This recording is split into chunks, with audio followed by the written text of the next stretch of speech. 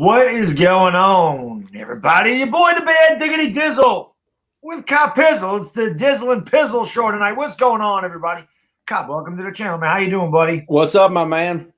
Living the dream as always. Who we got in the chat? I see Cairo, Lone Maniac, Afghanistan, Authentic, Lake Nona, Galen Dragon 69, Lucky Pete, Talking Sports with Moose, LaGoat, Derek.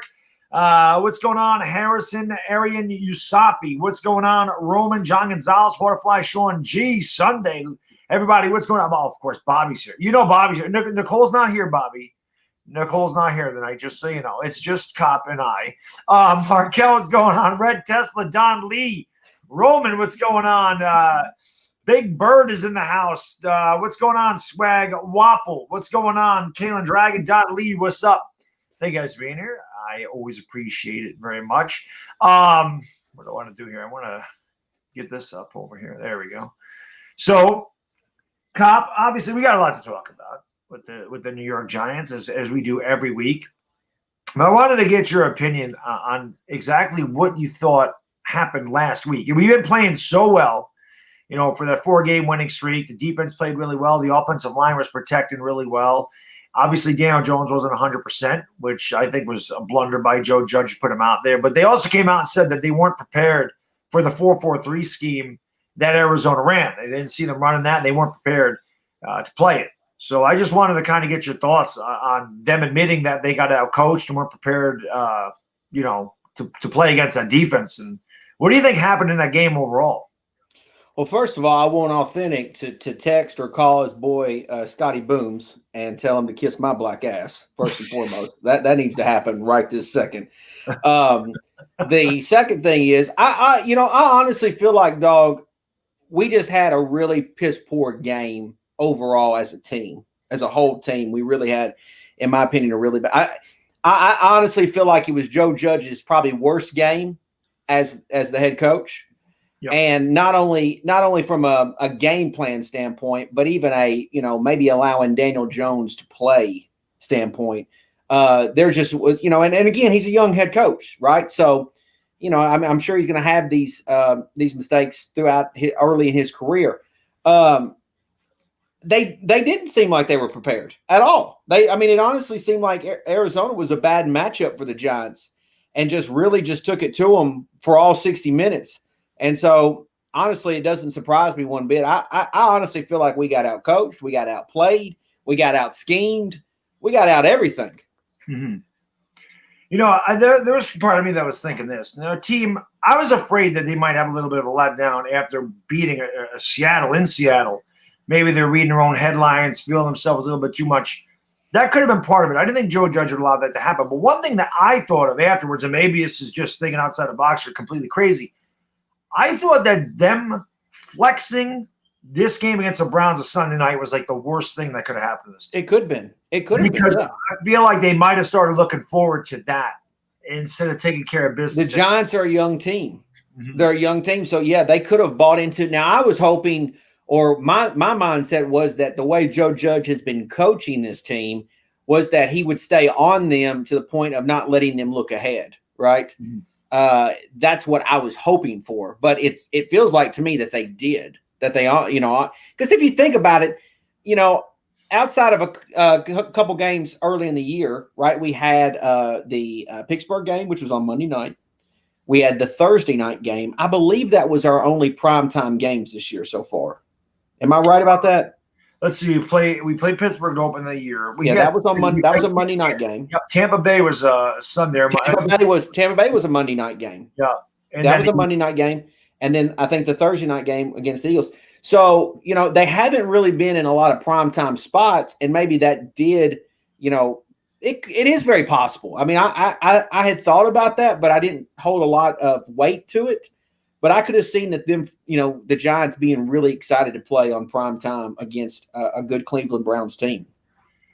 Yeah, obviously this is going to be different. Which, by the way, JD, a former, TTCer himself, JD and Hawk, he did us no favors. His 49ers did us no favors. Not beating Washington. So that sucks. And, of course, they had to beat us, and here we are.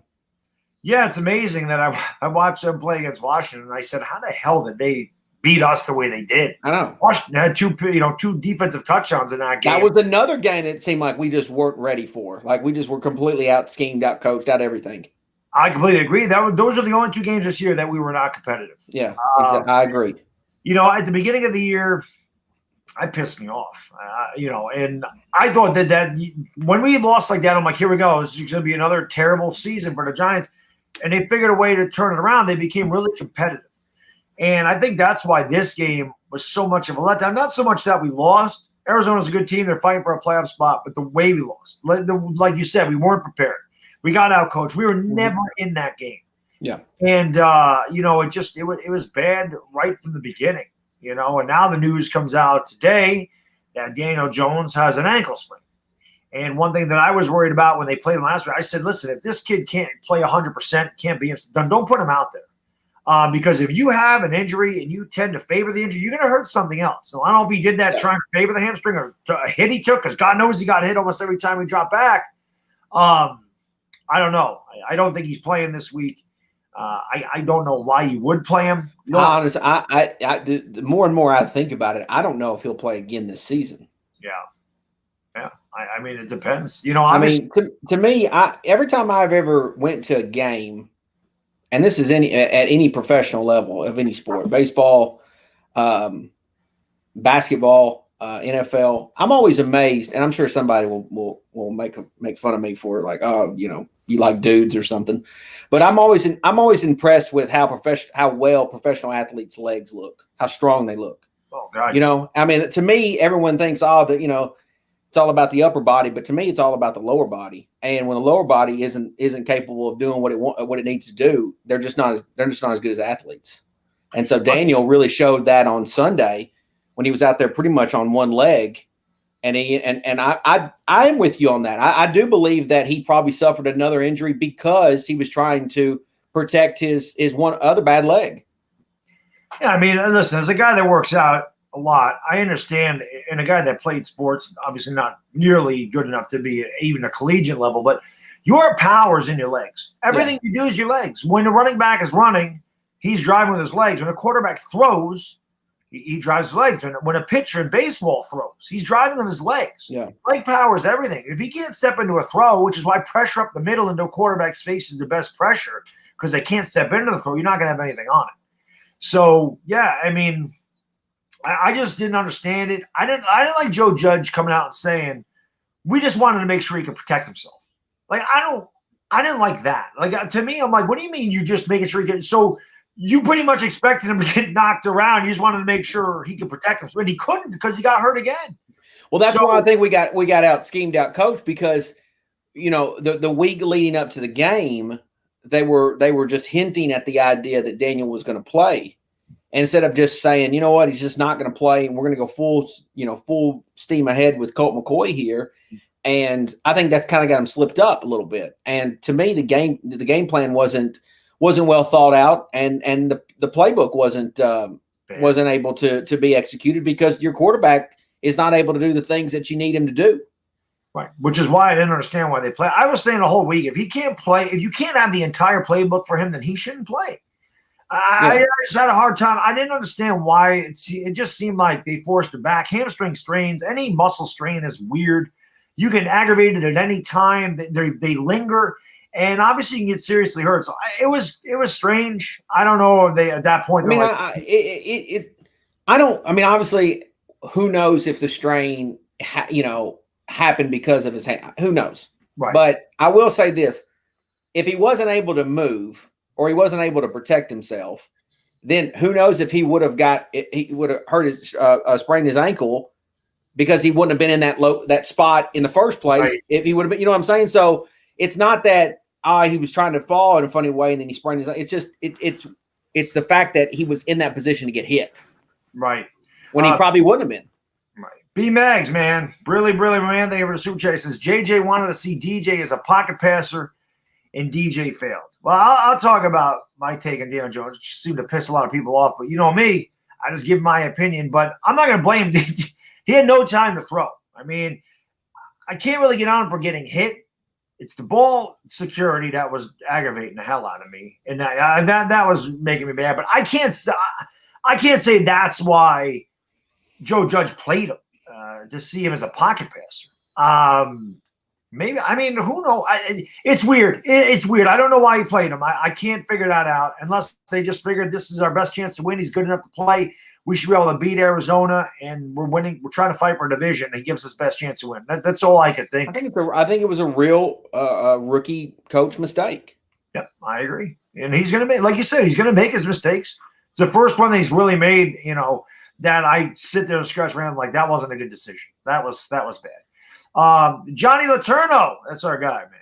Thank you, sir. Billy says, Stella, Bad Dog and Pizzle, y'all are the best. I know you guys have to stand behind DJ. Well, if you watch my videos, you know I don't have to stand behind him in any given week. How long do you give him before you look for another quarterback? Well, he ain't going anywhere next year. Is he an Eagles fan? He is an Eagles fan. Well, what the hell is he talking to us about quarterbacks for? Listen, Eagle fans sit there and make fun of us, and I tell them we don't have a $128 million backup. I mean, they the hell you talking to us about quarterbacks for? I don't know. I never understand why they talk to us about anything. What are we talking about? I mean, let's talk about your quarterback position. Yeah, it's bad. Their quarterback position. You gave a man a statue and then told him to leave. And they're going to do the same thing to their head coach. I know. Same thing's happening. My man, Tin Man Boo. Thank you, sir. Billy. He says, sup, Bad Dog and Pizzle. Love Tin Man Boo. What's up, Boxers Are Us? Yeah, he's the man. Thank you, sir. And Johnny, Billy says, Pizzle, I wish you'd burn that Dallas belt. That's like bad karma for the Giants. It hurts. If Hurts establishes himself, do you think Wentz can end up in Indy? Nobody's taken Carson Wentz's contract. And you guys are getting nailed with an enormous cap hit. You cannot take the cap hit. It's like $35 million. You can't trade him. You're stuck with him through 2022 before you have cap relief. So that's not happening, Johnny. Maybe they should trade Hurts. Maybe that's what they're doing. Maybe they want to. They're just trying to make him look good, then they trade him. It's very possible. It's a great point. That is very possible that that's what they're doing because you can't trade him. And listen, I said this. Honestly, every team, seriously, every team in the NFC East has a quarterback problem. Yes. Every one of them. Every one of them does. Absolutely. So it's like, I mean, you guys can holler at us about Daniel Jones, but hell, you got a problem too. They all have problems. They all got problems. Washington don't know what their quarterback is. Dallas has to figure out if they want to sign Dak or not. The quarterback for Washington is not even on for next year. Is not even on the roster. I agree. I think I asked Louis T that too, and they said it probably would be Alex Smith, but it's definitely not Dwayne Haskins. I mean, there's no way. Lou, man, thank you for the super chat, brother. Really, what up, fellas? Call me crazy, but I'll take McCoy playing against the team that drafted him. Can't write it any better than this. Yeah, that's right. I forgot Cleveland drafted him. Cleveland went through a number of quarterbacks. Tim Couch, Brandon Whedon, Colt McCoy. I forget who else. They couldn't figure out what the hell to do over there. V-Man, really says, fun fact, Dabo Sweeney is an anagram for soybean wind. Looks like you guys will end up with like my 2000 Jets sweeping a division rival only to lose the East. Well, listen. What's he saying? Like we'll sweep the team that will win the East? Yeah, because we swept Washington. Is it over, V-Man? I mean, shit. It's not over. What the hell are you talking about? This game is pretty much our season, though.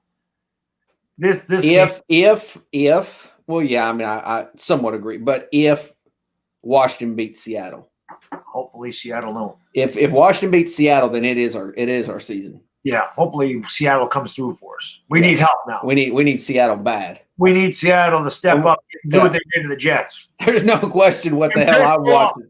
Yeah, there's no question what game I'm watching at the early games. No doubt about that. No question. We'll know what's going on by the time we play on Sunday night. Yeah. So, I mean, it can make the Sunday night game even better if Seattle beats Washington. Yes, if Washington wins, then that means the game on Sunday night is going to be stressful as hell.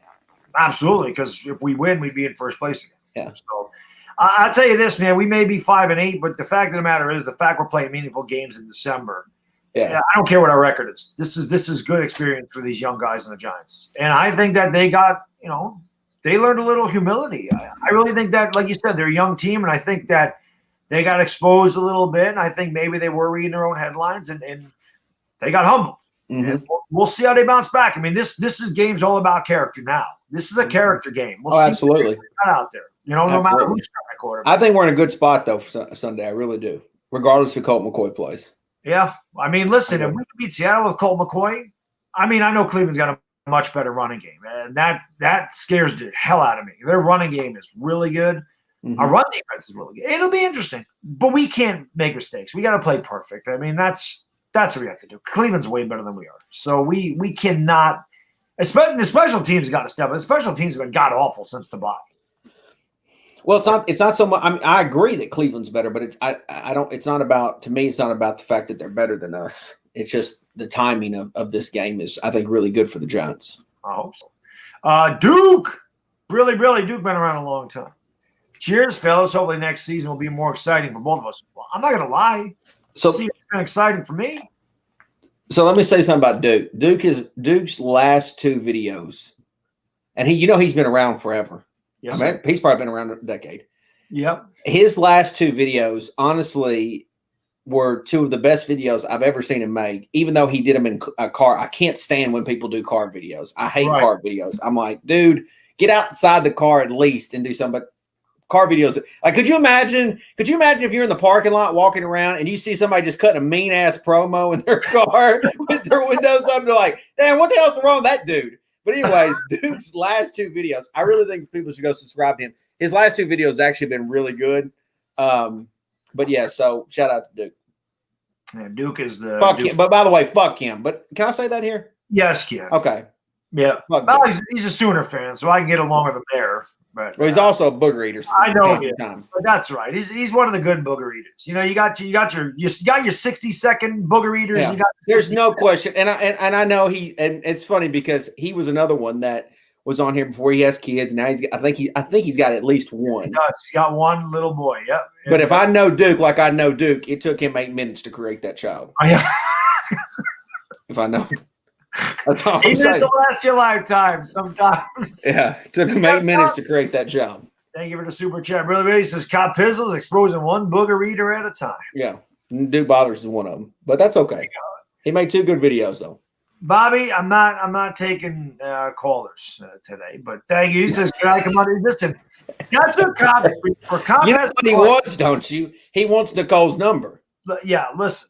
That is when the Giants win, you go over there. It's a big party, and you can try to hook up with Nicole that way. Nicole don't come on my channel. I barely ever see her over here, so you're not going to get her through me. He wants. You got to talk to this guy over here. He wants that number so bad, and I'm telling you, she'd whoop his ass.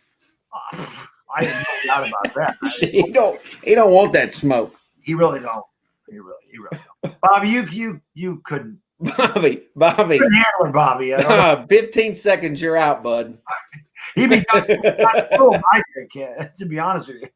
V-Man, really, who's your coach of the year? My pick is Kevin. Kevin who? Coach of the year has got to be, I think, the guy in Miami. I think Flores. Yeah, I like Flores. Although to me, it was obviously they haven't played a couple good games in a row, but Mike Tomlin, wasn't getting any respect, and his team was undefeated couple weeks ago, right? So, especially in a COVID year, I think that's really pretty impressive what he's been able to do with that team. Right. One thing I think the Giants are kind of building like Miami did. And I agree with that. I like that a lot. I 100% agree with that.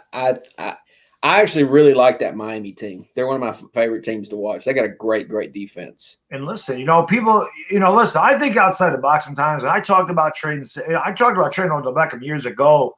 And people are like, how can you trade him? And I did, a video that the Giants should listen to offers on Saquon Barkley. But listen, people are like, how do you trade your best players? Well, the Dolphins traded Laramie Tunsil and Minkah Fitzpatrick. They traded their two best players and got a ton of draft picks. And look at where they are in 1 year's time. And they're only getting better. That's why you do that, in my opinion. If you're not winning with these guys, again, the Giants are going to have a lot of questions here in the next couple of years, what they're going to do with their quarterback and the running back. There's no doubt. They're going to make a lot of money. And the Giants got to decide whether they're worth it or not. I want Barkley to finish the season. That's what I want to happen. I'd like to see him be healthy. I know he's talented as hell, but my God, if he's not on the field, it don't really matter. Raider Cousin, thank you for the super chase. This Copizzle, you need to pay Mike Mosh $100. I don't know what the hell that's about. That's just me having fun with Mike Mosh. I gotcha. Well, listen, Mike Mosh is only going to take that and buy meth with it anyway. So. There's nobody I like to fuck with more than Mike Mosh. Why not? I know, right? You should. Yeah, he's easy. He's like 5'1". He ain't going 60 minutes. No. Man, I don't want to even tell people about some of the videos I've seen, but it's just bad. Connor, man, thank you for the super chat. He says, what would be your guys' reaction? We drafted Trey Lance at 10. I don't think Trey Lance gets a 10. He says, particularly you, Bad Dog, since you're not really sold on DJ, rightfully so. That's a booger eating question, by the way. I'm going to say this I'm just going to get my things about this is my issue with Dan. There's no way, dog, that we're taking a quarterback. No, there's no way. I want to talk about Daniel Jones because you and I on opposite sides of the fence on this one. Okay. So I'm going to tell you why I don't believe in Daniel Jones, right? And I want you to tell me why you do. I understand that people are saying there's not a lot of talent around him. But that is what it is. My biggest issue with Daniel Jones, and I was like, you flip-flop. I flopped once. The draft reaction don't count. I didn't know nothing about Daniel Jones. I watched his highlight tape. I said, I like this kid. I like what he put on film. He physically, Daniel Jones has all the tools. He's tall. He's accurate. He's fast. He's mobile. I said, okay, this kid's got it. But his pocket presence, his lack of going through progressions, his lack of ball security, and the fact that he doesn't feel pressure and he throws the ball late when you don't have the strongest arm, and his arm isn't as weak as everybody says. But in the NFL, everyone keeps saying nobody's getting separation. Well, unless you're scanning the whole field and we don't see that on TV, you don't know who's open. And by the time the ball gets here, it could be delivered late. If a wide receiver has got one step on the defender, he's wide open. Also in the NFL, you need to anticipate. You have to throw the ball before the receiver goes out of his break. When a receiver's running out, you have to throw the ball before he breaks. And he has to turn around. The ball's got to be there. So all of this stuff to me is mental. And you can't coach that. That's instinctual. So I'm concerned that he'll never be able to feel that he'll never be really good in the pocket. And that scares me as a guy that says, man, I know physically he can do it, which is why I was so on board. And the reason I'm so critical of him is because I had such high expectations for this guy because I said he'll figure this out. He'll get this out of his system. He'll feel the pressure. He'll stop fumbling the ball. He'll stop being late with his throws, and he hasn't. It's gotten worse. People can blame Jason Garrett. They can blame lack of Saquon Barkley. They can say whatever they want. But to me, if you cannot feel that pressure, if you cannot anticipate the throws, if you don't go through your progressions and you're constantly staring down a receiver, it doesn't matter who your receivers are. That's why I'm not sold on. Because I don't believe mentally he can do it. You can coach him up all you want, but at the end of the day, when he gets in that pocket, his instincts are going to take over.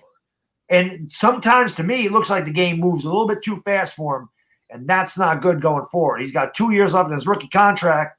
Obviously, he's coming back next year. I don't even want to draft a quarterback next year.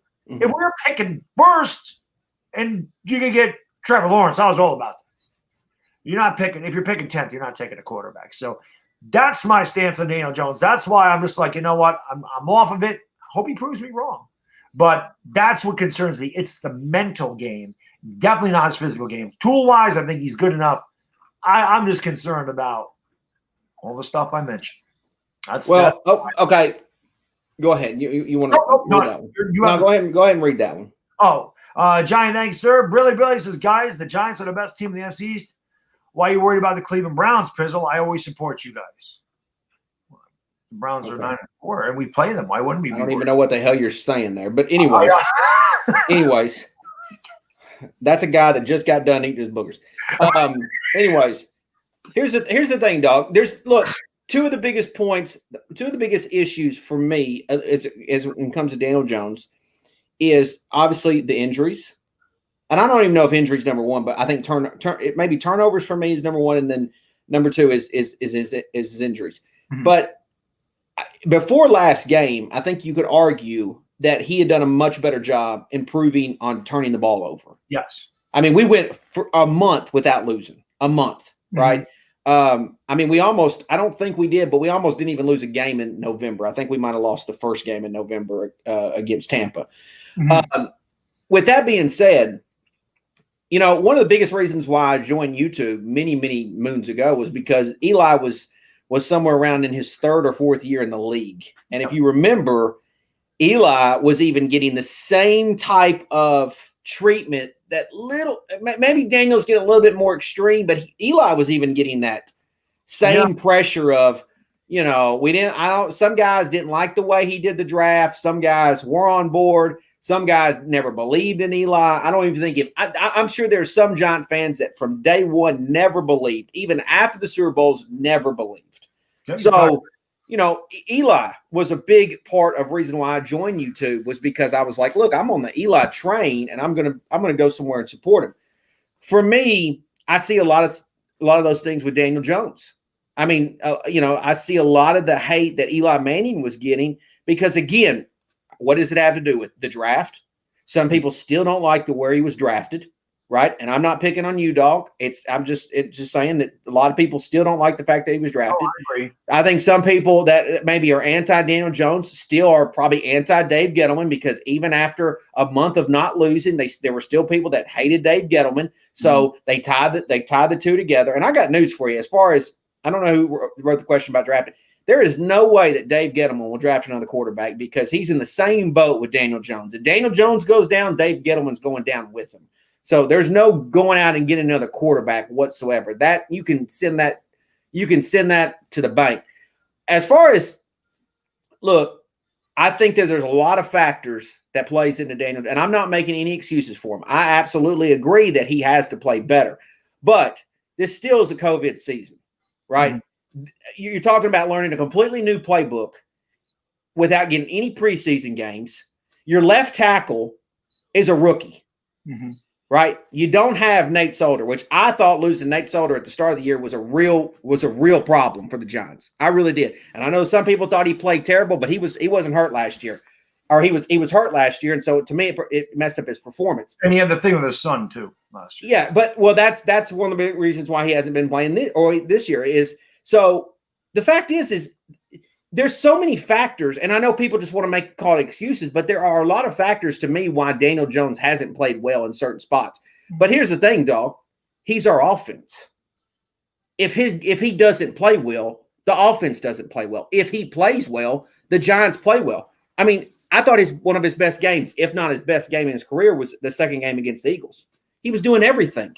He was even when Philly answered in the second half, he answered right back. He did everything a franchise quarterback could do. The fact is he has shown you that he can be a franchise quarterback. He has to put it all together. Now, here's the thing.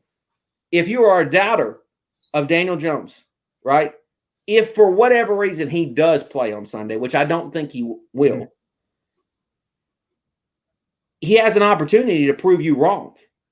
I don't think he's going to play, but the fact is, you're right. I mean, he needs to stay healthy.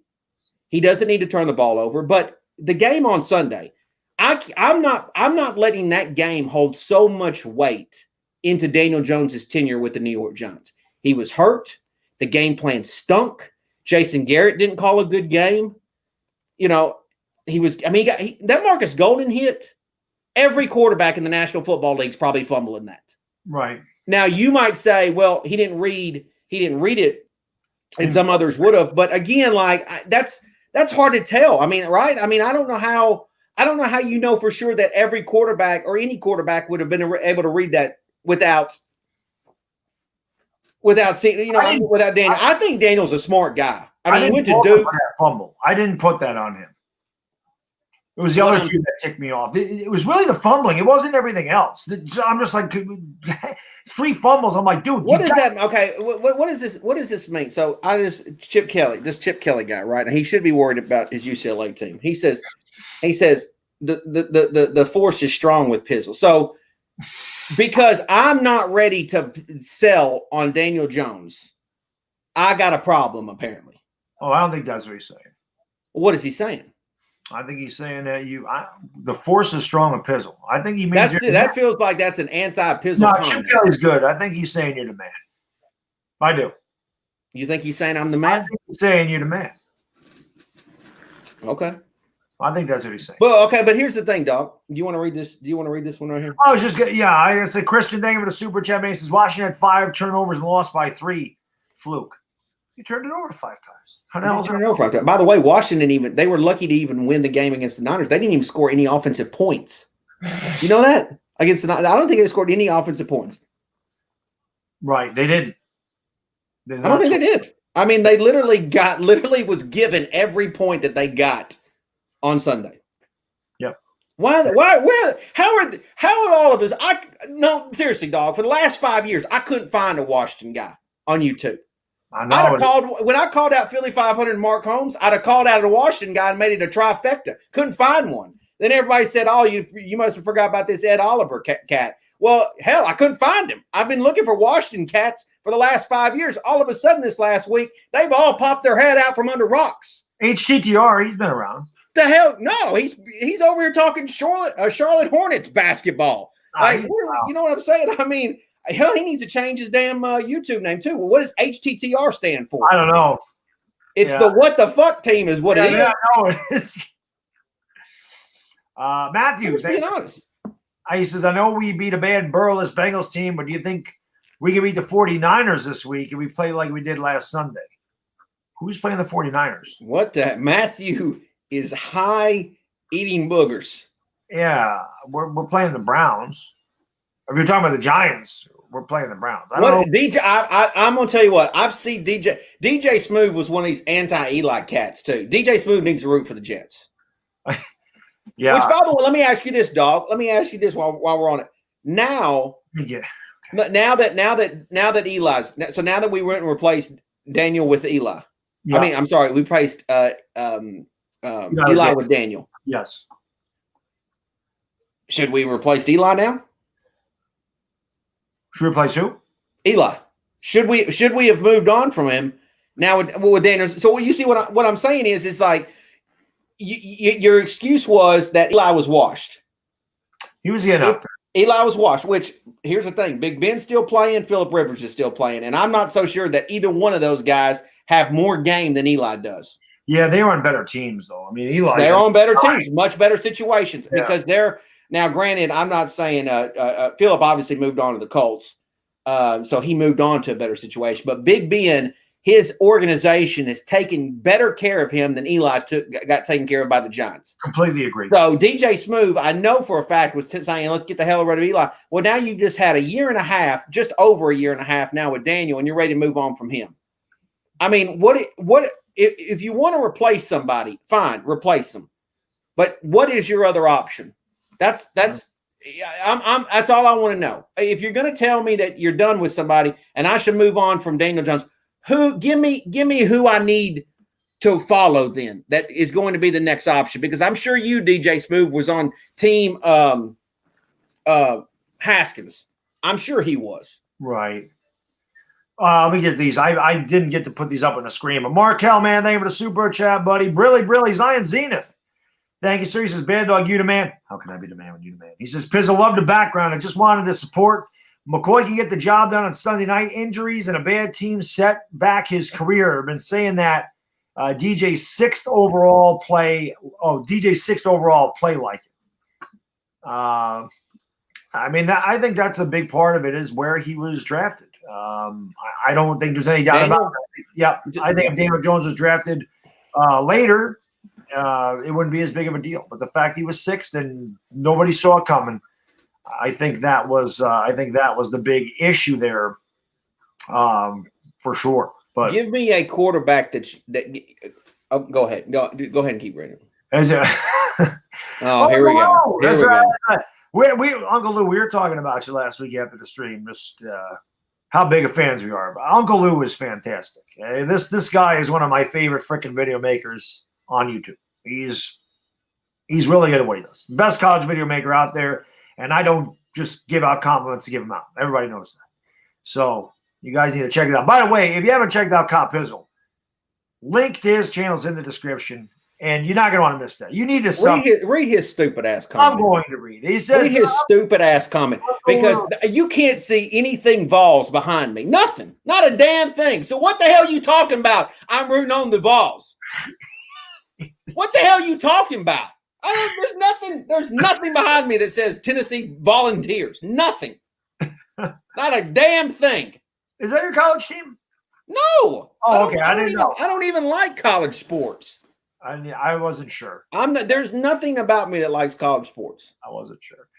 But there you go. But yeah, Uncle Lou is fantastic. He's a booger eater. He's the man, though. He's really good at what he does. And honestly, Uncle Lou is not only is he great, but he's one of the better trolls. Yeah, he's a troll. He's very good at that. He's a troll. Got it. He's good at everything. But he also loves Sports Live in the ATL.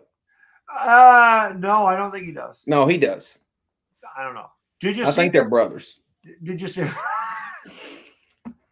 They just got different. They got different daddies. About DJ Smooth. Brilly says he has 8 touchdowns all year, not a single breakout. Eagles game? What was wrong with the Eagles game? He played well against the Eagles both times.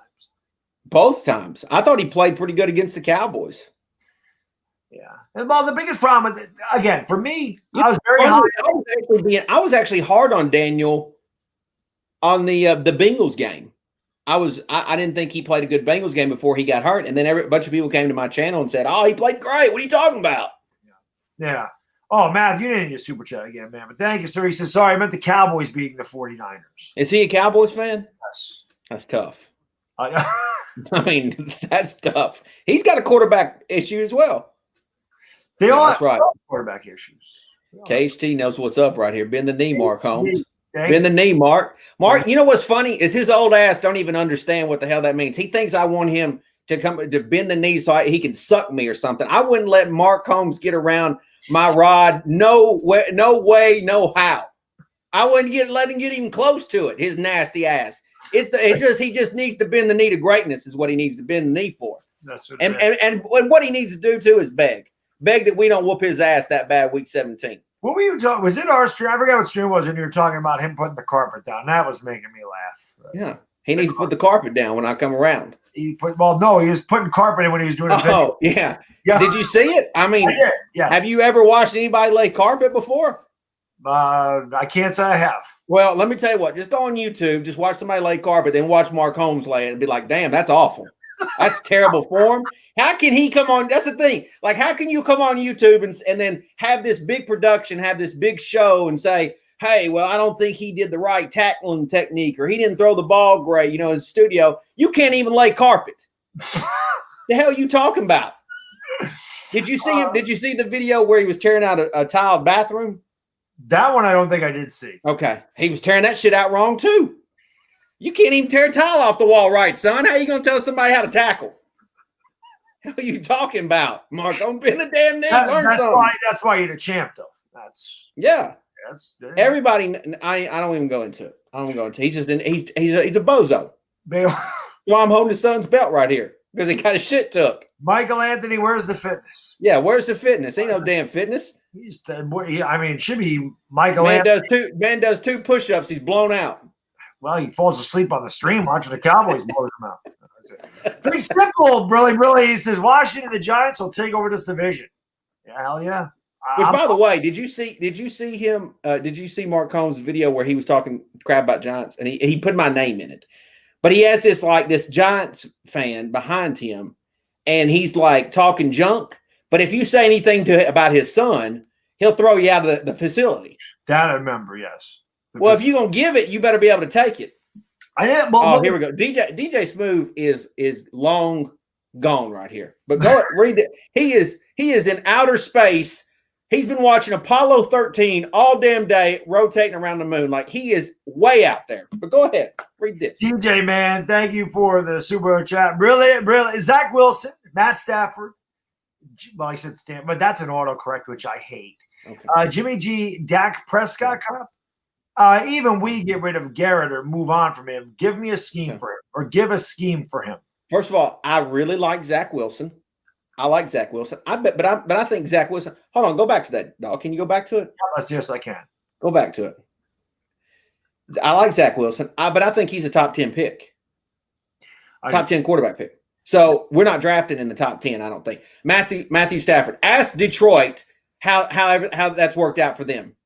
I mean, what's he done in Detroit? Jimmy G. Ask the 49ers how they – I mean, the 49ers have had him for 5 minutes, and they're already done with him. Dak Prescott, did you see his leg? Did you see his leg? And we got to pay Dak. If you're going to have to pay Dak. What are you talking about? You are smoking something so high that you are out there at Jupiter. Like, that don't even make any sense. Right, dog? Come on, dog. You can't really believe this, too. This is the thing. If you want to say replace Daniel Jones, fine, whatever. I disagree with that. But give some names that are actually legitimate that you can actually work with here, because that don't make any sense. Zach Wilson, I could, but there's other guys. But he's a top 10 pick. We're not drafting the top 10. I'm saying if we did fall out of it, okay, if Daniel Jones was to play the rest of the year and we fell out of it, we could. But that out of all those guys, to me, that would make the most sense because he'd be a rookie. You wouldn't have to pay him. But by the way, Zach Wilson lost to Coastal Carolina. Yeah, well, so a few teams lost to Coastal Carolina. Yeah, they're good. But I'm just saying, like, you want to take a guy. When I like his game, don't get me wrong, but you want to take a guy who lost to Coastal Carolina and put him in MCU's football. Okay, like, yeah, well, sure. I'm not saying he's the answer. I'm saying out of those guys, like Matt Stafford's older, you have to pay him. Jimmy G can't stay healthy, dude. Matt Stafford can't stay healthy. Jimmy G can't stay healthy. Right. Dak Prescott's leg snapped in half. But like, what are you talking about? That's the other thing. All of them would, yeah. Like, but out of those guys, out of Stafford, Jimmy G, and Dak, I'd rather have Dak than any of them. I think Dak's the best quarterback out of those three, and Dak's a lot younger than Matt Stafford. This guy, you know what? No, go ahead. Well, boy, he seems triggered. Did someone take his pass? No, man, listen. This guy right here had called me an Alabama hillbilly last night, and he needs to quit hating. I don't drink that shit. I was gonna say, Cop, only the finest. Yeah, we still don't know what was in the glass the first time we had. I like Mick Ultra. Mick Ultra. Yeah, I like that. I just like cold beer. PBR is like that. PBR is cheap, but that's the only cheap beer I'll drink. It's not bad. I can drink some PBRs. If Techie's in here, he loves PBR. But Cop is just passionate, man.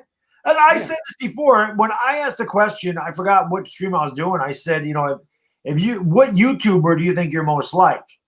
Oh, it was when I had OGR, Lauren, and I think Authentic. And to me, I said, even though Cobb and I look at things differently, I'm definitely more like him. I'm very outspoken. I'll tell you my opinion. I don't really care if you like it or you don't like it. And I love my damn team with all my heart and soul. That's just how it goes. And I ain't afraid to rip somebody a new ass either. They deserve it. If you want to replace Daniel Jones, just give me an option that's actually legitimate. That's all. Rudy T. Brilly says pizzle men's legs. Now you're talking about your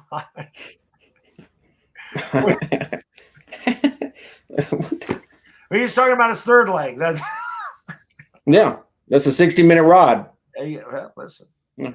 Some guys are 60-minute men, and some guys are 60-second bitches. Yeah. It is what it is. I don't know. You and I make kids. I mean, somebody's got to do it. Somebody's got to do it. Somebody's got to make these babies. Some guys lay carpet, and some guys lay pipe. If you know what I mean. And he don't lay rug good, so I know he don't. I know he don't screw good. Joe Di Natale. Really says as a Browns fan, I agree with Cop's predictions. Joe's a Browns fan, and I told him that I thought his Browns were very vulnerable on Sunday night, and he agreed with me. I'll tell you what, that was a hell of a game. The against the Ravens? Yes. I think that game is going to help us be in the game on Sunday night. I hope it does. I hope it does. Our defense, if we can stop them from running, we're going to be okay. Peter, thank you so much, man. I really appreciate that, man. Really says, Cobb, I think DJ has proven he has no elite traits other than a pretty spiral. His pocket presence is atrocious. I disagree with him already, but go ahead. He's probably a second or third round talent. See what he can do for another year or whatever. But you can never give him real money. First of all, no elite traits. He has elite speed. Yeah. Elite speed. He has, and it's already been proven that he's just as fast, or he's up there with Lamar Jackson as far as speed goes. And Kyler Murray. Now, obviously, Lamar Jackson has the sauce, right? And Daniel really ain't got the sauce, but speed for speed, he's got elite speed. So, I mean, that right there, you didn't even complete one sentence without being wrong. I think he throws a great deep ball. I think Daniel Jones throws a great. I've always thought he has a good deep ball. As far as saying he's a second, third round talent, I mean, give me that. That's completely unfair to say that when you have a team that's around him and talent wise, you don't even have a lot of talented players. I mean, he doesn't have a true number one receiver, dog. No, and he's got a tight end that's unreliable tight end.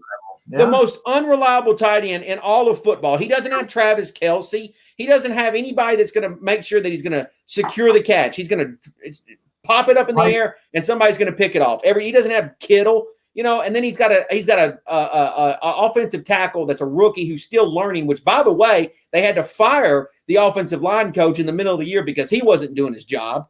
So he's got 5 guys, which, by the way, I think they've played better than previous years. Yes. He's got 5 guys that's had turmoil this year with 2 different coaches.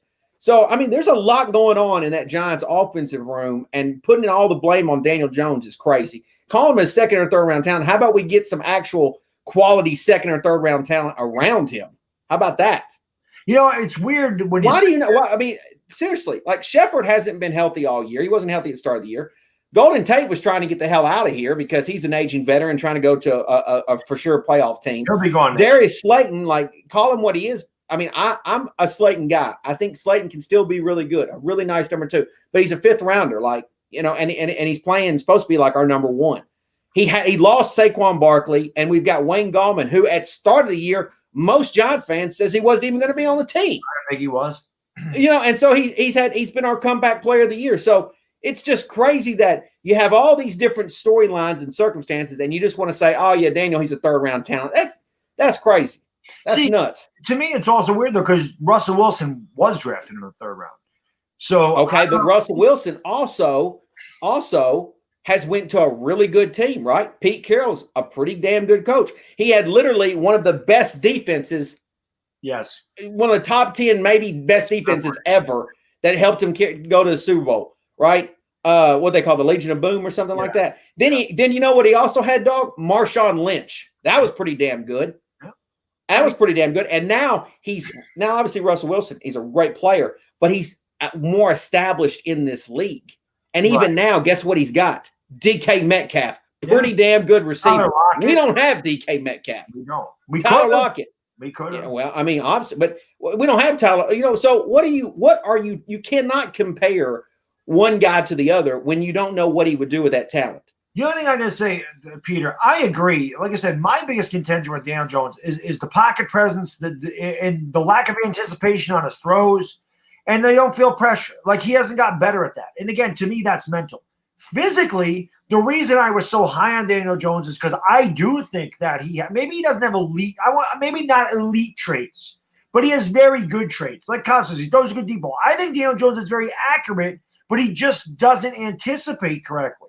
I think Daniel Jones, throws a tight spiral. I think he has good size, and I think he's smart, and I think that he works hard. There's no reason, but I think his instincts are bad. And like I said, I think the speed of the NFL is moving too fast for him.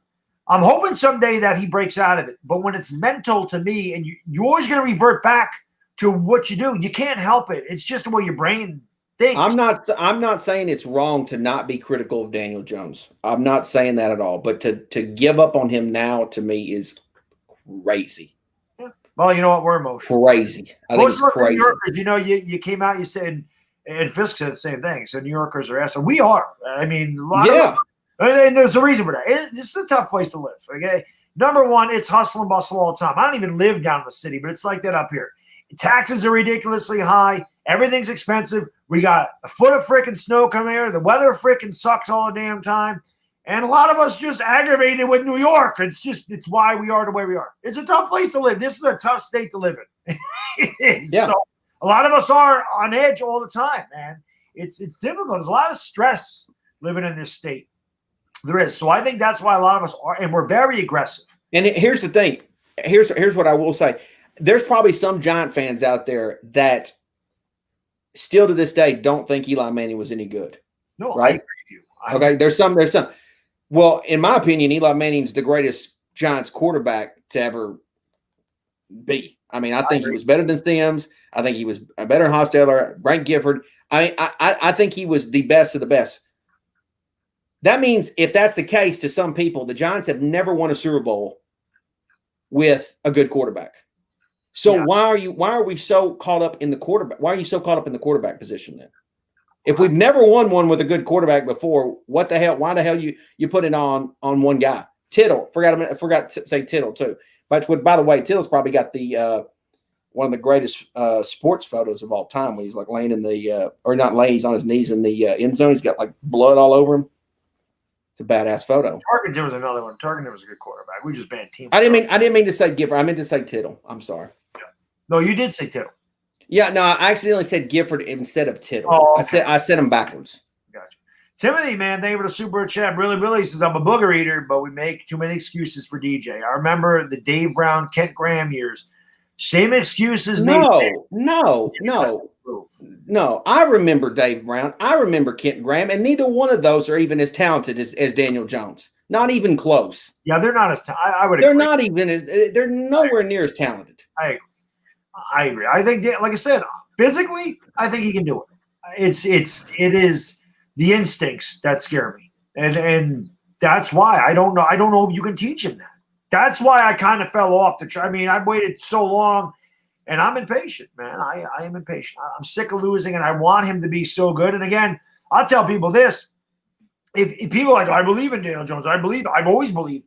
If you were as high on Daniel Jones as I was going into the year, you would be as pissed off at him as I am.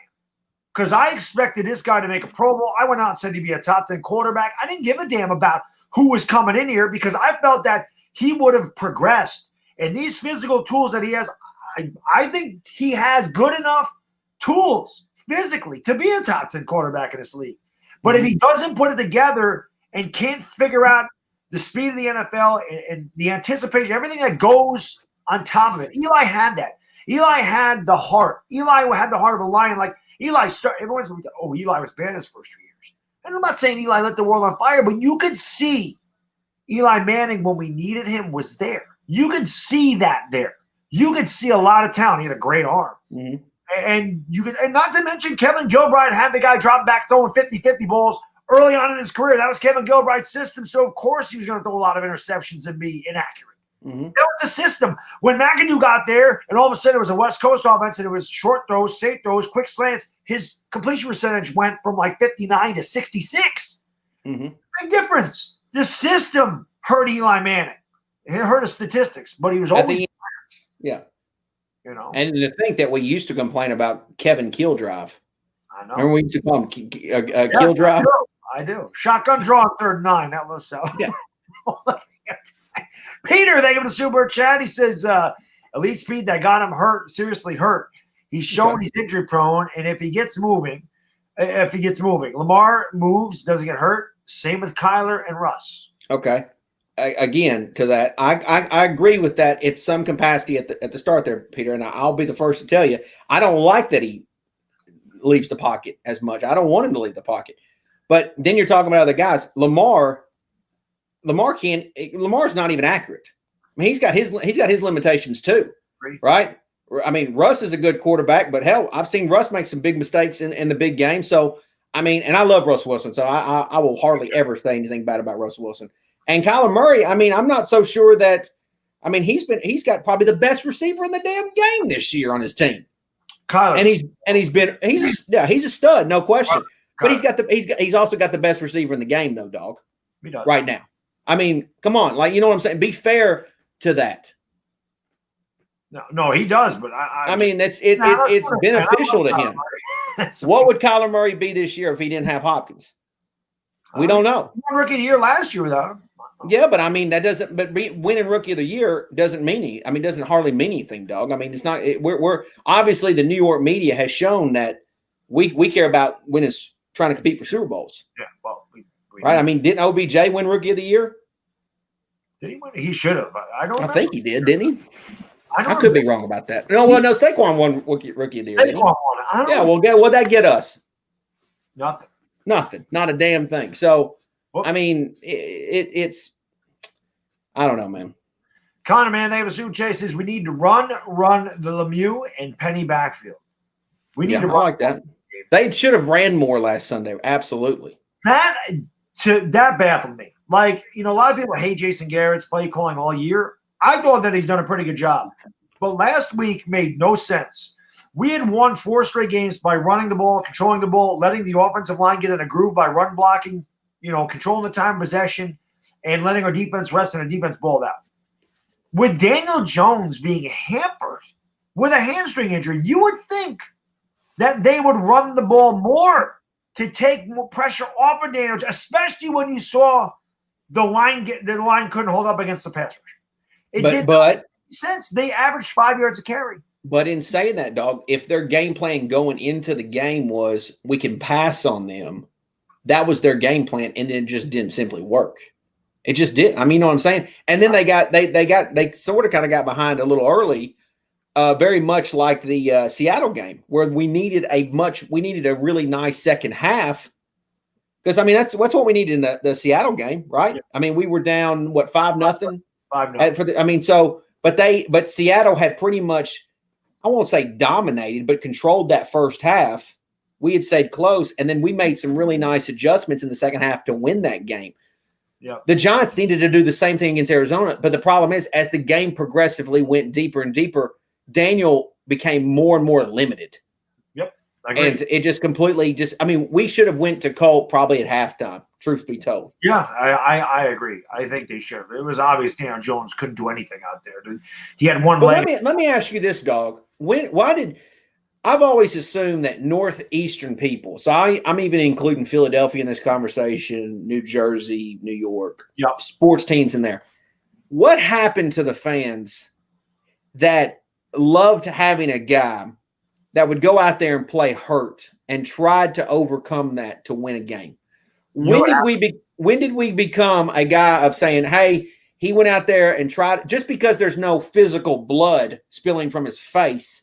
Why is it that you just say, well, why is there no respect in that? Why is there no respect? You know why? Because they're not winning. I think that's what it is. I think if the Giants were, 8-4 going into that game, they'd probably be different. I really do. I think that has a lot to do with the Cop. I think the fact that the Giants have been bad for so long, it's just impatience. I believe that. But here's the thing. I still don't. Our record is 5-8 right now, right? Yep. If you had started the season, obviously with a healthy Daniel Jones, and we played, for example, the Chicago Bears, we would win that game. I agree. If we played, we might even have a chance to beat the Rams, although I don't know. I think we would beat the 49ers right now, even though that was one of our worst games. I think the Washington got to play Pittsburgh at the most perfect time. Yeah. And I understand what I'm saying is woulda, coulda, shoulda, but the fact is because of the COVID, because we didn't get a preseason, because a lot of our first 5, 6 games was still learning how to mesh together as a unit, it affected us. Mm-hmm. So the fact is I don't even think it's fair to judge us as a 5-8 team. Granted, that's what we are, but to me, it's not fair. No, listen, I just want to see improvement this year, and I've seen it. I just haven't seen it from the quarterback, and that was the guy that I was highest on going into the year, which is why I'm overly critical. And he's so the quarterback is so important to this team, and of course, Daniel Jones is. I mean, he's in an impossible situation. What game was it this year that he actually hit 16 total games played?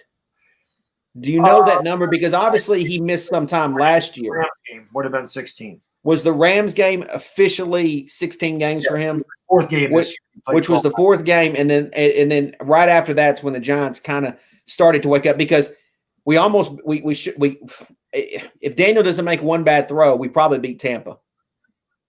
Yeah. We almost beat Pittsburgh. Well, he made a lot of bad throws in that game. That was really the game, Cop, that I really went off on him and just said, what the hell? He missed so many. He was so bad in that game. We should have killed Tampa Bay. He missed a lot of throws. But let me ask you this. Has anybody really on the team, outside of Wayne Gallman, has anybody on the team, on the offensive side of the ball, shown you any improvement before last season? Because I sure as hell know Evan Ingram hasn't shown me any improvement. Nope. I wouldn't say Darius Slayton's game looks very much similar to last year. Separate is similar. I don't know if anybody on the offense. I mean, maybe Gates. Wayne Gallman. Wayne Gallman is literally the guy who in the offseason clearly worked on his game and got his shit right. Right. I think Gates has really stepped up to play the center role for the Giants. Yeah. Will Hernandez, when he was playing, I mean, hell, Will Hernandez doesn't even for sure play left guard every snap. I mean, Lemieux's in there some. So I wouldn't even say he's improved. So name me one guy on the offensive unit that's actually stepped up and made a difference. It's Wayne Gallman. That's it. So if you're blaming Daniel, you need to blame all of them. Yeah, it's a good point. Which is why I say with Jason Garrett, I was like, well, Daniel's got no talent. Well, neither does Garrett then. Now, I will say this. There are guys on the defensive side of the ball, like Jabril Peppers. He stepped up his game. Leonard Williams stepped up his game. Leonard Williams is playing like actual top 5 draft pick. Who else would you say? Lawrence, I think, played Bradbury, of course. Before he got hurt, Lorenzo Carter, I thought, stepped up his game. A lot of the guys on the defensive side of the ball came to play this year. A lot of them did. And the sad part about it is if this defense belonged to Seattle, Seattle would probably win the Super Bowl. Yeah. Our defense is better than Seattle's. I agree. Let me get and our defense is a championship unit, in my opinion. Yeah, it's getting there for sure. I think it's really, really close. And some of you want to spend a top draft pick on a damn quarterback when you could put the final touches on some of these on this team. Ayub, thank you for the super chat. Really, can we please draft a Chase Young? Yes, I wish. Because that's really what this defense is missing is a Chase Young. If they get a Chase Young, this defense is going to be really dangerous. LA, have been a while, brother. How you doing? Thanks, sir. Really says Fraud Vegas thinks DJ is better than Eli was at this point of his career. Totally laughable. Listen, I like Fisk. I never agree with Fisk. Listen, I don't know. Let me more than Fisk Vegas. You do, and I disagree. I don't like Fisk Vegas. I don't like him at all. I don't like anybody that makes videos and ain't got enough sack to get on camera. Okay. Right. I think I don't know how anybody can say anything without being on damn camera to say anything. I just don't. That don't make any sense to me. If you're going to say something crazy, at least have the decency to get on camera. I will say though, I don't think that he is out. And you know I loved Eli. I love Eli. Love Eli. I think Daniel Jones can be at Eli's level, if not better. I really believe that.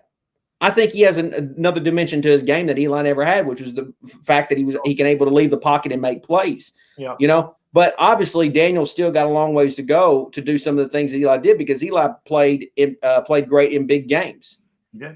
Which he didn't ever get credit for. Right.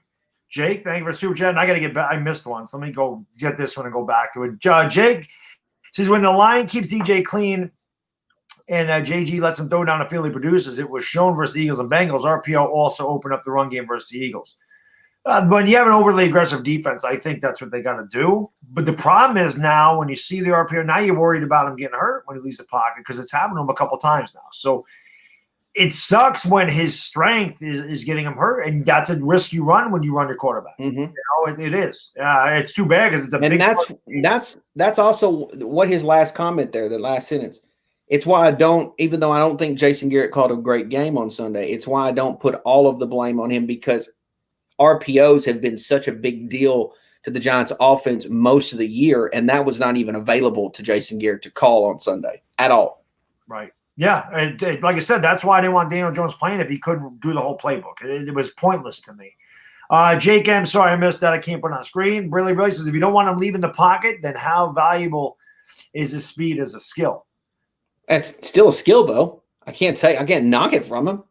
And the fact is, you line all the dudes up on the field, and you have them do a race down the field. Daniel Jones is going to beat all of them. Yeah, most of them. You want him leaving the pocket. I mean, it's part of his game. You just don't want him getting hurt. Yeah, I don't want him to leave the pocket majority of the game. I don't. Right. I'm saying, yeah, of course. Lamar Jackson. I want to have that RPO action. I want that because it works. But he just has to find a way to protect himself. Right. You don't want to be in Lamar Jackson and Kyle. No, I don't want him to be Lamar Jackson. And Lamar Jackson, I know some people in here love Lamar Jackson. Lamar Jackson ain't having a 12, 14-year career. No way. No, he's not having it. You don't want Daniel Jones running 15 times a game, but you do want him to use that RPO 3 or 4 times a game because everything works well when you run the ball. I love play action. I love the play action game. And to me, it's always great when you run the play action, have your quarterback be able to roll out and have that as in his back pocket if he needs to. Even Eli, who never ran hardly ever, had the ability to roll out and do something with it if he had to. Yep, I agree. I think that's a big part of it. And again, that all stems from running the ball. But I've never understood this. When Eli was there, the best play for us always was play action tight end down the seam. Whether it was Shockey, whether it was Martellus Bennett, whether it was Jake Ballard, right? It didn't matter. That play was always there. You would think they were reliable tight ends, though. Right, but you would think that they never throw that pattern. Like they never have Ingram run down the seam. I don't understand that. Like Evan Ingram matchup with a linebacker, you'd think he'd win that every damn time. You never see him run down the seam. I don't get that. Like you never, ever see him run down the seam. He may line up outside and run like a fly pattern or fade pattern down the sideline, but where the hell is him to play action pass tight end down the seam? I don't get it. I don't know where the hell that is. But I don't understand. I don't understand Evan Ingram's game in general. I don't either. He pisses me off more than anybody on this. I think he's one of the worst players we got on the team, and yet he somehow every now and then finds a way to makes a play. That just pisses me off. I say it all the time. I think that he's a tough play to concentrate because I think if it's right there, he just loses it. He doesn't concentrate. He is the biggest tease I think I've ever seen play for the Giants. The biggest tease. And I hate teases. I hate teases. Especially a 60-minute man will always hate teases. Hate a tease. Hate a tease. We're either doing this thing or we ain't doing it. Right. Yeah, exactly. Yeah, don't lead me on. Don't give me these big fat blue balls. Either we're doing this thing or we're not doing it. I was just going to say that. That's what Evan Ingram's game does. It leaves me with blue balls. Right. I mean, I'm just being honest. Giving us big blue balls. We're getting ready to score. We're down the 5-yard line. He wants to have one go through his arms, and it's intercepted. And then everybody just blames DJ. Right. Well, it hit Evan Ingram right in the damn hands. She gets you all worked up, and then she just leaves you hanging. She's going to leave. So it is. I'm tired. I'm going to bed. Okay. Right. Yeah. Thanks for nothing. Tired. Really, what up, guys? I'm a DJ guy, but I'm losing faith. I can't see DJ carrying us to a win. I want to believe in him, but he's stressing me out. I think that's as all quarterbacks do on every team. I agree. I think it's rough. Yes. Yeah. And again, for me, it's because I know the physical talent's there. I see the physical talent. I think that he's got enough arm strength. He's accurate enough. Throws a good deep ball. He's mobile. He just, like I said, I don't think you can coach that mental. I don't think you can coach the anticipation. I don't think you can coach him feeling pressure. Because eventually you can tell him that all you want, but he's going to revert back to what he knows. And I just worry that he stares down receivers too much. And I think he gets nervous. Like I think sometimes he just doesn't. I don't know. It's hard to pinpoint, but he's just not good in the pocket right now. Plain and simple. Yeah. And that worries me because he's going to have to throw from there because you don't want him running because he's going to get hurt. It's tough. It's like a catch-22 right now. You want him to run because that's the strength, but at the same time, he's getting hurt. It's tough. I don't dislike Daniel Jones. I want Daniel Jones to be – I want to be so wrong about Daniel Jones. I want him to win us 2 Super Bowls. I want him to be better than Eli Manning. I want Daniel Jones to be the best quarterback this franchise has ever seen. I just don't know if he's the guy. That's what's difficult. L.A., thank you for the super chat. Really, but I don't ever remember L.A. I thought L.A. and Fisk were like tight. I don't know what happened there. I missed something. But he says Evan Ingram might be the most overrated player in football. He was one of the top 5 highest rated tight ends in Madden.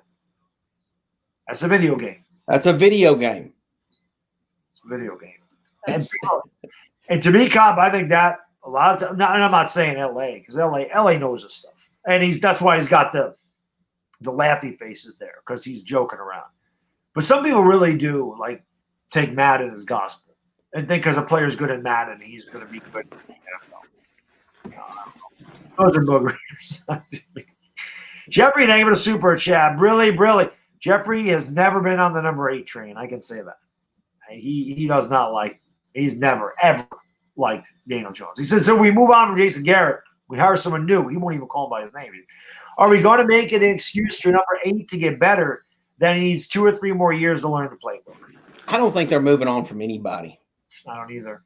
I don't think anybody's getting moved on. I think Graham's going to get some coaching, some interviews, but I don't think anybody's going anywhere. I don't either because remember, Robert Saleh, he was a big name. Wink Martindale, yeah, one of them got coaching jobs. So yeah, you never know. I don't want Patrick Graham to go anywhere. I don't think anybody, and I think it's a good thing that everybody's coming back.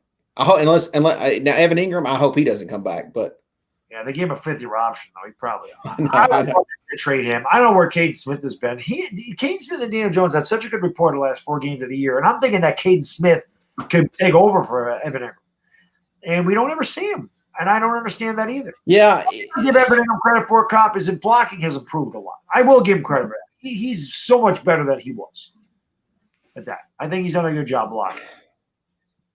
He just made so many mistakes for me that it's hard for me to say anything good about him. Well, I mean, she may be a tease, but, she might be good looking too. You could say that. At the end of the day, you're left with blue balls either way. Dire Giants fan, man. Really says, name who matches up with Evan Ingram. Can he play 100%? That's the thing. He should be a nightmare matchup for everybody. He should. That's what I'm saying. But that's what makes him a tease. Yep. Yeah, there's no doubt about that. L.A. Really says, washed up 2020 Gronkowski. Better than Evan Ingram. Ingram's a pain in the ass. Gronkowski's made some plays. He's made some plays for the Bucs in certain spots this year. But they also brought him in to block a lot this year too, and he's done that well. Yeah, listen, I'm going to say this. I don't know who I'm harder on, right? I'm hard on Daniel Jones. There's no doubt about that. And again, that's because I expect a lot. But I kill Evan Ingram on a regular basis. I have been saying we should trade this guy for years. Get something for him. He's a loser to me. He doesn't make plays in big spots. That drop against the Eagles, that was it for me. That was it. I said that, Daniel Jones didn't deserve to lose that game. Daniel Jones did everything. I was done with him before the season even started. And unfortunately, I realized it had to be. I hear you. And it's understandable. But that drop against the Eagles, I'm like, you got to be kidding me. Yeah, that cost us that game. And guess what? That's a game that we really desperately need right now. Yes. We still need that game. Yep, agreed. And Daniel Jones did his job in that situation, and Evan Ingram dropped it. It's funny. They'll make excuses for Evan Ingram, too. Like someone said, Eli, listen to me. Daniel Jones overthrew that ball. I'm like, no, he didn't. I'm like, if it's a little out straight, lay out for it. It's the freaking game on the line. Absolutely. And even again with Colt McCoy, the interception he threw, hit Evan Ingram right in the hands. Like, whoa, I don't care if it's tight. You hit him in the hands. If it hits you in the hands, catch the ball. You hit him in the backboard. Are you an NFL tight end or are you a booger eater? He's a booger eater. Yeah, he is a booger eater. He's an NFL booger eater. He's a professional booger eater. BS. Hey, they go to super chat, man. He says, F it. Let's let Graham call the offense and defense. Whatever it takes. Listen, I don't know. Like, people are just, I guess they just were never on board with Jason Garrett. I thought Jason Garrett's done a good job. The first 4 games, I thought he treated it like a preseason. He didn't believe in the offensive line was not good. Hard to call a game when your offensive line ain't playing well. When they started to gel, you started to see a mixed play calling up. And listen, he made a concerted effort to run the ball, and we won 4 straight games because everything was predicated off the run. Yeah. I think that's how he found ways to win all these games because he's like, we're running the ball, keep running. The one game, God, I can't remember what the hell game it was now, when we went for it on 4th down, and we had the ball like the 5-yard line. He ran 4 straight times, and we scored a touchdown. It might have been the Bengals. And I said, that's what I'm talking about. That's old school football. You believe in your line. You believe in your guys. Line up and run the ball down the throat. And I loved that. This week he was bad. Casey Garrett had a bad game plan this week. This is my boy right here. Bones is the man. I got to meet Bones. And I always tell a story when we were into the Giants game. Bones saved a woman's life when we were down there because the woman got trapped. She was throwing out the garbage. Bones came to pick me and my buddies up from the hotel, drive us over to the Giants game. And there was a woman stuck. It was freezing cold. And there's a woman stuck in where the garbage goes. The gate shut behind her and locked because it was windy. She had like a white towel she was waving out in the crack. And she spoke Spanish. So none of us speak Spanish. We don't know what she's saying. But luckily, Bones saw her and he got her out of there. So he saved her because she could have been in there all day. We don't know. So luckily, Bones was there to save the day. He says, if only, thank you for the super chat, buddy. If only Odell Beckham was playing Sunday night against us, it would have been nice to beat them at their best. I wish Beckham was playing. I honestly do too. I wish Beckham was playing. I think it would just be fun. This is why we wanted to go to that game this year because we figured let's go watch Odell Beckham play against us. It would have been a lot of fun. But it also would have sucked because all this damn snow's coming in here. That would have been difficult. Because I'm telling you right now, in the Northeast, you get 18 inches of snow. That ain't going away. It will be interesting to see what the forecast will be for Sunday night. It should be cold. Oh, it's gonna be cold, but they're Cleveland. I mean, it's the same there. And they have played in a lot of bad weather games this year. Cleveland has. I know they have played a lot of bad weather games. Yeah, a lot of bad weather games. Double OG man, thank you for the super chat. Really appreciate it, buddy. Really, my good man.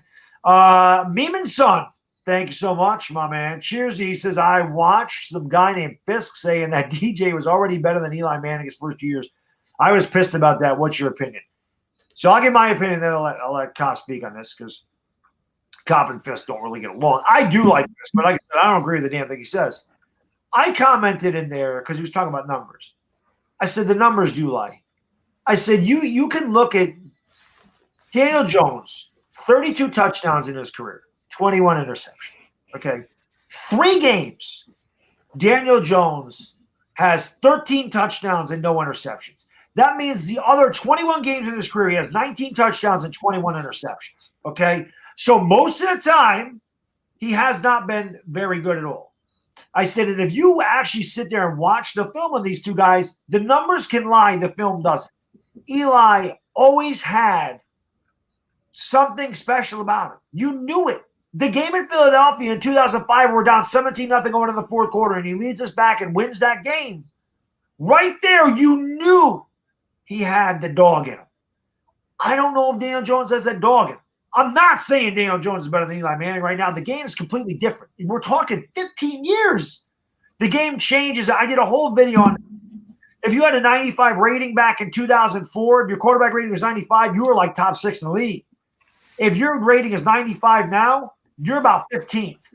The game has changed. Everything is set up for the quarterback. I cannot say Daniel Jones is better than Eli Manning. My problem with Fisk is I have no problem if you want to be critical of the Giants or any player. Eli, he was a very anti-Eli guy. If you want to hate or love Daniel Jones, I don't care. But you can't make videos. And I understand I'm not saying I'm the law by any means as far as YouTube law goes. But you can't make videos and be anti-Giants, anti-this, and then say you rock with the Saints also. There's nothing more that I hate in this world than two-teamers. Can't stand them.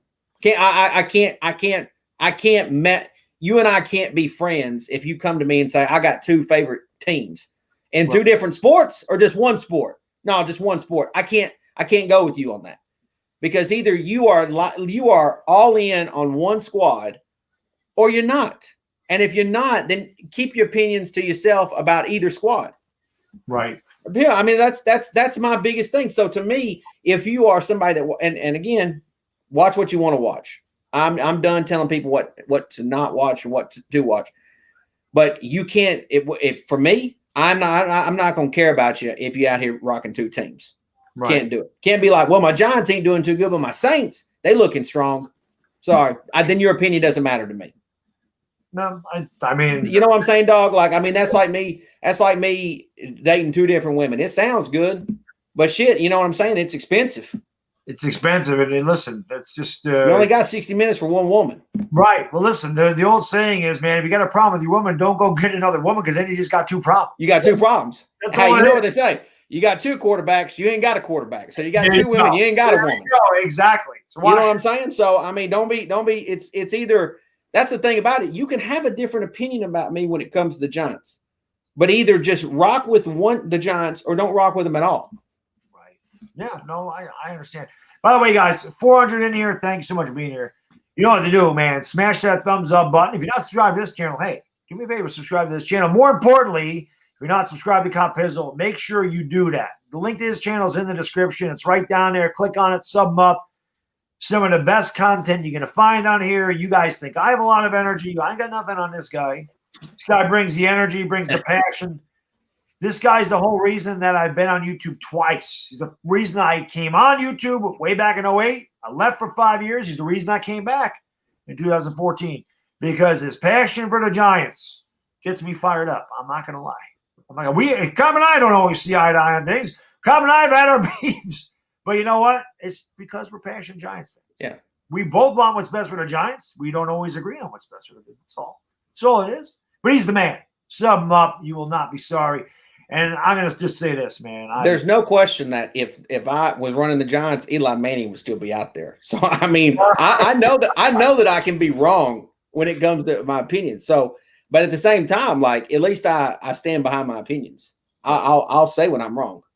Yeah, I'd say the same thing. I got no problem.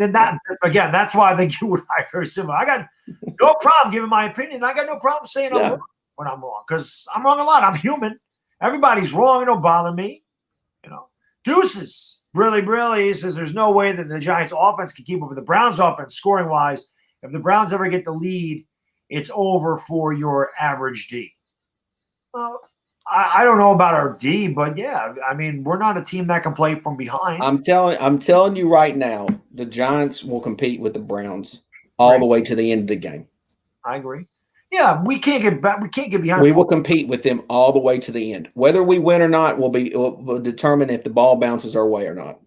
I wouldn't say our defense is average either. I think our defense is above average. Our defense is really good, especially since it's so young.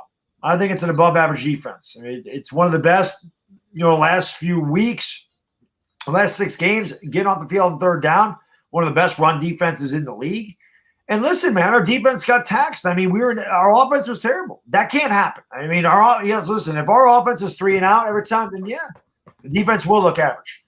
But if we did what we did in Seattle, where we actually ran the ball, even with Colt McCoy being the quarterback and the defense got the rest, it's not going to be easy for Cleveland. Baker going to take some hits. Mm-hmm. Baker's going to get hit. He's not Kyler Murray. I love Baker. I love them both. I'm a Sooner fan. Baker's good. I like Baker. I think Baker's good too, but I also think Baker's a tease also. Yeah, he has some really bad games, and he'll have some really good games. Like Jake Plummer a little bit. That's, Jake Plummer was like that. Jake Plummer looked like the best quarterback ever, and then Jake Plummer looked like he don't belong on a football field. Mm-hmm. But Baker he's elusive. He definitely can move. But he's like Russell. As far as moving, he's like Russell Wilson. He can move, but he's not fast. He's not getting away from our linebackers. Mm-hmm. Kyler can get away from anybody. He's a little pain in the ass. He's like, he's like a mouse. You ever try to catch a mouse? That ain't easy. No, it ain't easy. That's what he's like. LA, thank you for the super chat. He says, outside of his takes on Peyton and Brady, I disagree with most of what he says, especially when it comes to LeBron and Michael Jordan. Michael Jordan and Ali are untouchable goats in the sports world. What does he say about LeBron and Michael? He always says LeBron's better than Michael Jordan. That's one thing. That's bullshit. That I don't even want to rant on that, but that's bullshit. I can't. I'm like, I can't. That's just bullshit. He's like, well, LeBron James is just Magic Johnson. Yep. In my opinion, I think he's Magic Johnson, and that's not saying anything bad. I think Magic Johnson had a great game too, but he's Magic Johnson. I say it all the time. I think LeBron is the best player of this generation. I think Michael Jordan's the greatest player ever. LeBron's biggest thing is he lost a ton of finals, and he moved on to super teams in order to win one. Now, I know he carried a really bad Cavs team into the finals a bunch of times, but I can also tell you Michael Jordan would have never lost to Jason Terry and the Mavericks when LeBron was on the Heat, okay, with Dwayne Wade and Chris Bosh in the prime. That's not happening. Not to mention the game was so much better and so much more physical. I mean, MJ was literally getting beat up in those games. I agree. When you talk about goats in the sports world, don't forget Lawrence Taylor. Yes, he's one of the real goats. That is the. I just bought a Lawrence Taylor rookie. Like I had to have that. Like I can't believe I didn't have that in my collection. That came home. It's about damn time I had one of them in my collection. Actually, just sitting here with it right now. There it is. Oh, you got a card? Yeah. Look at I that. just bought that the other day. By Lawrence. That's nice. That's nice. That's what year is that? Is that like 82? Yeah. Yeah. I needed that. Well, it makes awesome. point for a collector, but I couldn't believe I didn't have that. I needed that guy. Shavamp, really, he says the finals are done. Now can watch my Giants win out. I like it. Yeah. Hopefully he knocked his finals out. Hopefully he did. Because, you pass your finals, you're going to be okay. You don't pass your finals, you're on the internet instead of doing your homework. You're going to be a booger eater like KP. Yeah. I know he's lingering around here somewhere. Chislo, really, he says, telling you all right now, Giants are winning. Book it. I love the positivity. You know what's funny, Cobb? What's he doing in that photo right there? What's that? What's he doing in that photo? He's on an old phone. Is that a phone? I think it's an old phone. Okay, I'm sorry. Go ahead. Yeah. What was I gonna say? Oh, you know what's funny, and I'm sure you deal with this on YouTube. Mm-hmm. Right? For me, I'm always like, I'm damned if I do. I'm damned if I don't. When I make the video on Daniel Jones, I'm like, I don't believe in Daniel Jones. Just my opinion. But a lot of people agree with me, but a lot of people disagree too. They kill me. Like, oh, you're too negative. You're always negative. You're always so critical. You this, you that. Okay, I own that. I am impatient. I'm an impatient guy. I'm impatient in life too. I got road rage. Get the hell out of my way. I want to go. I'm impatient at the gym. Just get out of my way. I got places to go. I got people to see. I got things to do. I'm impatient. I want things immediately. But then, I make a video like today saying, listen, we can beat the Browns if we just do the thing. Oh, man, you're delusional, man. You ain't beating the Browns. Hey, let me tell you what. Chislo right there. You want to talk about patience. My man is still using one of them old school phones. I mean, that's patience. I used to have them rotary phones. They're very nice. LA, man. Thank you for the super chat. Really, he says, LT, Jerry Rice, Deion Sanders, 3 greatest football players of all time. Not no quarterback, as much as I love me some Peyton Manning. I think Deion Sanders is up there. I think Jerry Rice was a great player, but I also think Jerry Rice benefited being with that Niners team. That's just my opinion. He did go to the Raiders and the Bucks. He put up big numbers. No, I think he was a good player, no question. But I don't know where he stacks up as far as all-time greatest receivers, for example. But I mean, he leads. I don't know statistical category. I'm not a big Jerry Rice guy. LT and Deion. Let me tell you what Deion doesn't get enough credit. Deion should be in the talks of greatest athlete of all time. I think Bo Jackson is that guy. I agree. But Deion is top 3 greatest athlete of all time. I agree. He almost won a World Series MVP. Listen, and his football was obviously he was a great football player. When the Yankees drafted him, and years ago, the AA Yankees used to play in a place called Heritage Park. It was by the Albany airport. I used to go all the time. It was like $3 to get in there. I saw Deion Sanders play as a minor leaguer. Deion Sanders, he had the Jerry curl thing going. He would wear the fur coats. And Deion was badass. But Deion was the man. So it was always cool that I got to see him before he became famous. But yeah, I mean, he was a great athlete. I mean, one of the best. As he did, but he played 2 very good. Brian Jordan played sports too, but he wasn't as good as Deion. Bo was the man, though. Bo was unbelievable. You'll never see another Bo Jackson. That guy was incredible. Too bad he got hurt because he hit the ball over the moon. He could run over a linebacker. He could run. Not to mention, he's a great bow and arrow shooter. Do you ever see the 30 for 30 on Bo Jackson? I did.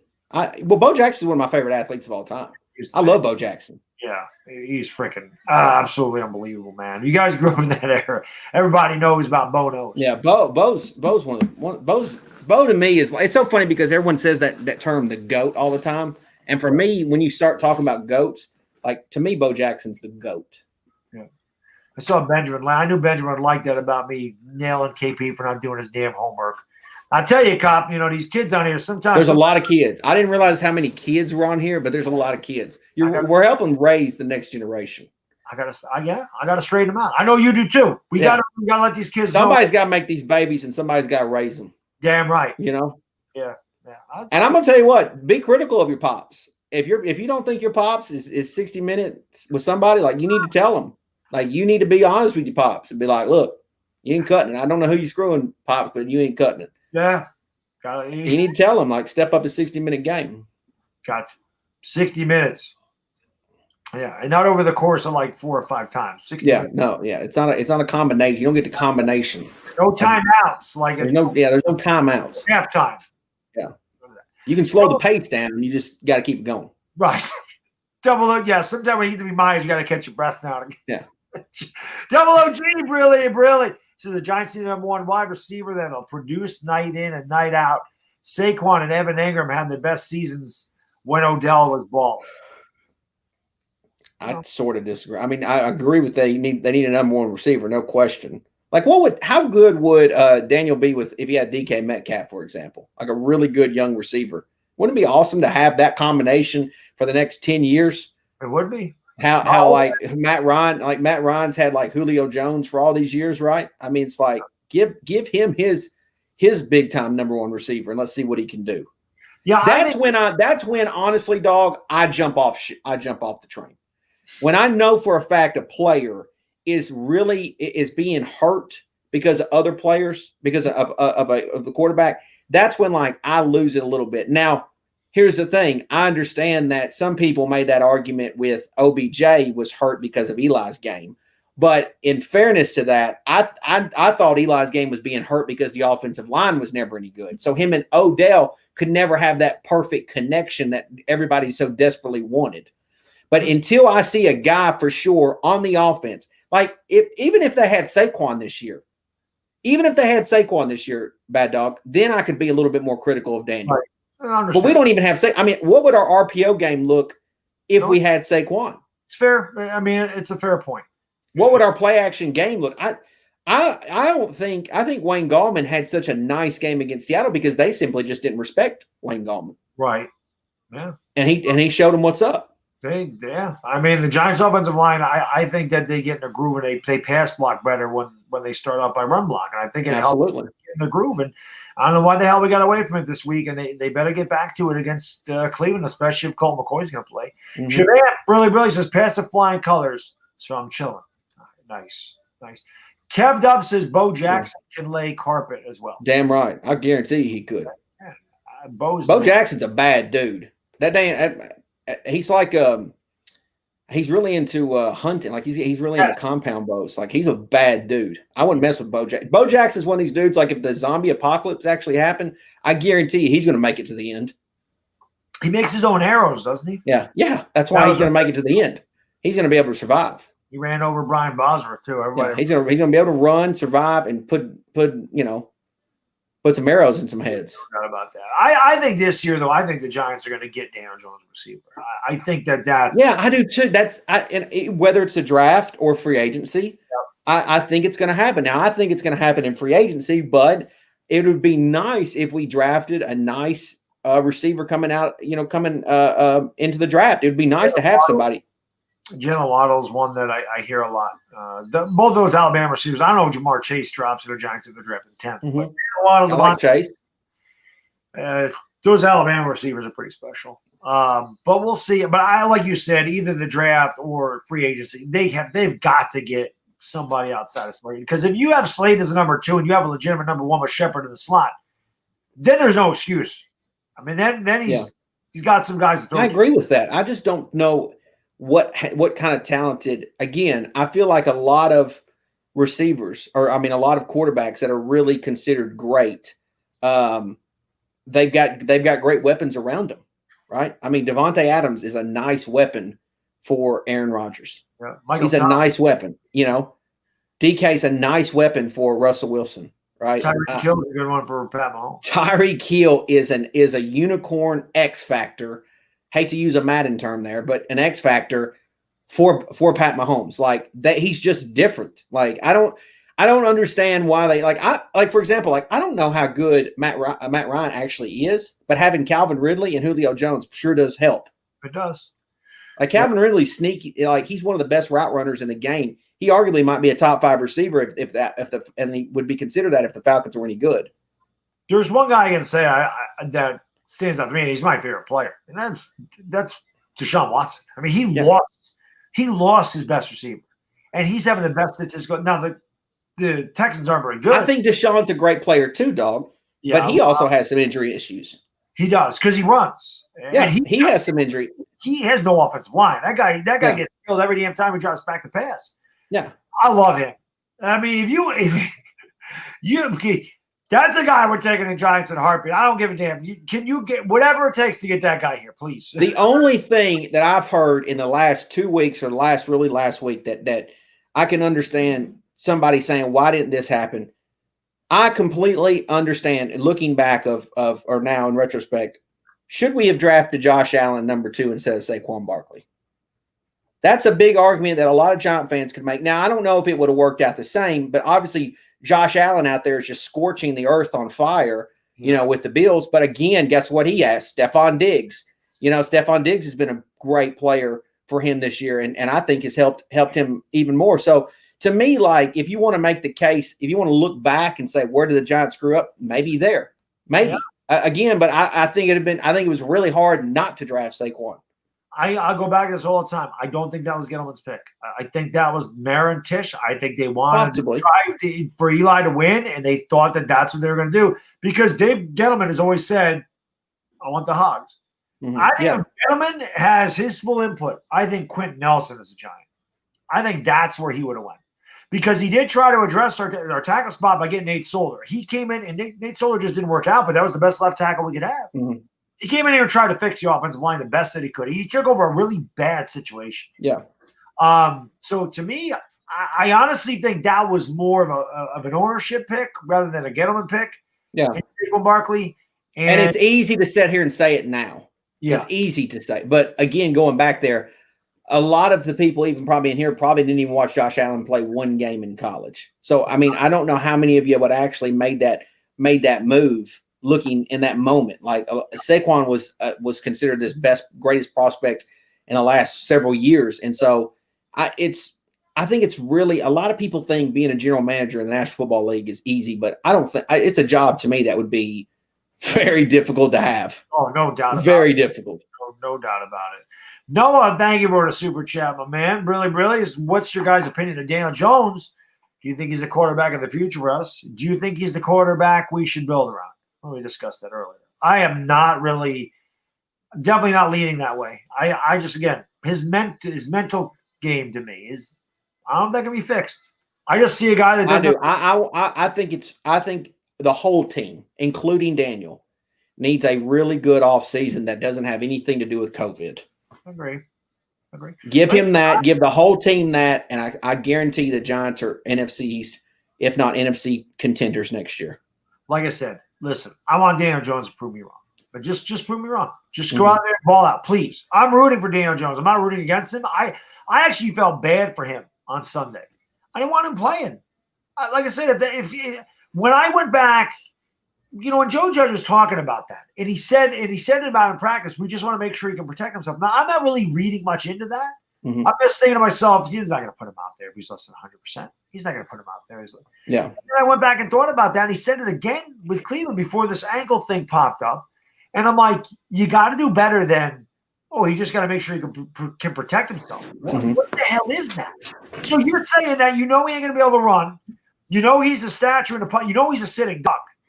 And as long as he doesn't get hurt, you're okay with the play. See, I don't like that. To me, that was a mistake. Understand. You put him in a bad spot. You put Daniel Jones in a bad spot. The fumbling pissed me off, though. I'm not going to lie. I don't give a damn how big your hamstring ain't holding on to the ball. Well, I hope I'm wrong on this. I don't know if Daniel Jones will play again this year. So this is a debate that I think we're going to be able to have for, all off season, regardless of what happens to the Giants here on out. It definitely will be a strong topic. It definitely will be a big topic considering if that's his last game that he plays this year, right? If the Giants, if Washington wins and the Giants lose on Sunday, then for sure Daniel probably doesn't play anymore this year. It's all wrapped up. But for me, I don't know if he's even going to be healthy enough to compete. And I think Joe probably learned his lesson on Sunday. We'll see. I mean, obviously he's young and maybe he can turn it around, but I think that there's a chance that it's sad, but that's the last game and the last memory we got of Daniel this year, and it's something that we're going to be talking about all offseason. Yeah, again, people, when I did the video, people are like, oh, well, they're talking about the game. Yeah. That game to me was just kind of the icing on the cake. Yeah. And then people are like, you were saying he's the future. I'm like, I never said that once this year. I said, if he plays a good game, well, people got to understand about me in my channel. Okay. And this is, most people do anyway. So, no, I mean, people know what they're getting from me. There's no surprise. I report on the Giants from week to week. It's a week-to-week basis. If they play poorly, my content's going to be critical of the Giants. Mm-hmm. If they play well, my content's going to talk good about the Giants. I just talk about what I see. So if they have a bad game, that's what I'm going to talk about. I'm going to talk about what they did wrong, what I don't like. Understandable. If they play good, I'm going to talk about, hey, this was good. They did this good. I like this. It's not like I'm just sitting here hating on guys. But, again, the fumbling from Daniel Jones, it's not that. It's been all season. Even when he wasn't turning the ball over, you realize he's thrown one touchdown in the last 15 quarters. Yeah. So, to me, when we're praising him for throwing the ball away and saying, at least he didn't turn it over. Hey, he had a game with no turnovers. That's setting the bar really low. Mm-hmm. To me, I want to be saying, Daniel Jones should be throwing for 315 yards and 3 touchdowns. I want to say that's good. I don't want to say, well, he didn't turn it over, so he had a good game. Like, I want more. I expect more from Daniel Jones. I don't expect him to be Russell Wilson. I don't expect that every game, but I would like to see a 3-touchdown game. Yeah. I'd like to see 270. I would like to see him take the team and lead them one game. That's what I want to see from him. He don't need to do it every game. Listen, and I need to go. Which I wanted to say. I completely understand where you're coming from, dog, and I completely understand where other Giant fans come from. But I also want to say I want to thank you for letting me come on the channel tonight. I don't want you to end the stream. I want you to keep going with the boys. But I want to thank Dog for letting me come on tonight and let me have a good debate. It's always great when we're able to have these conversations and be kind of not necessarily polar opposite, but have kind of a different opinion. But I will say this, Dog. I think we're going to be talking about Daniel Jones all off season, and it could have been the last game we've seen of him. I hope he plays on Sunday. I do feel like it would be nice for him to play, but we'll see, man. But I want to thank you for letting me come on, and all those that watch the stream tonight. Hey, I appreciate you coming on one last time, guys. Make sure you subscribe to Copizzle. Link is in the description of Cop. We'll definitely do it again. Listen. Thank you, Dog. We talked about real quick before I let you go. We talked about this last year. I think next year we do have to set some up where we kind of do like a post game or something together. Let's do it. I think we got to do it. If the Giants go to the playoffs, let's do it too. Oh, definitely. All right. Have a good night, brother. Thanks for coming on. Yardley, thank you for the super chat. Brilly says trade DJ for a second rounder, possibly a first rounder next year. I'm sorry, he's not the future. Yeah, but we're not gonna get a second or a first rounder unless he balls out next year and has a huge season. Then no Giant fans are gonna want to trade him. But right now, his trade value is very low. I hate to freaking do this because that's whoa. Was that really that far behind my chat there? I guess it is that far behind.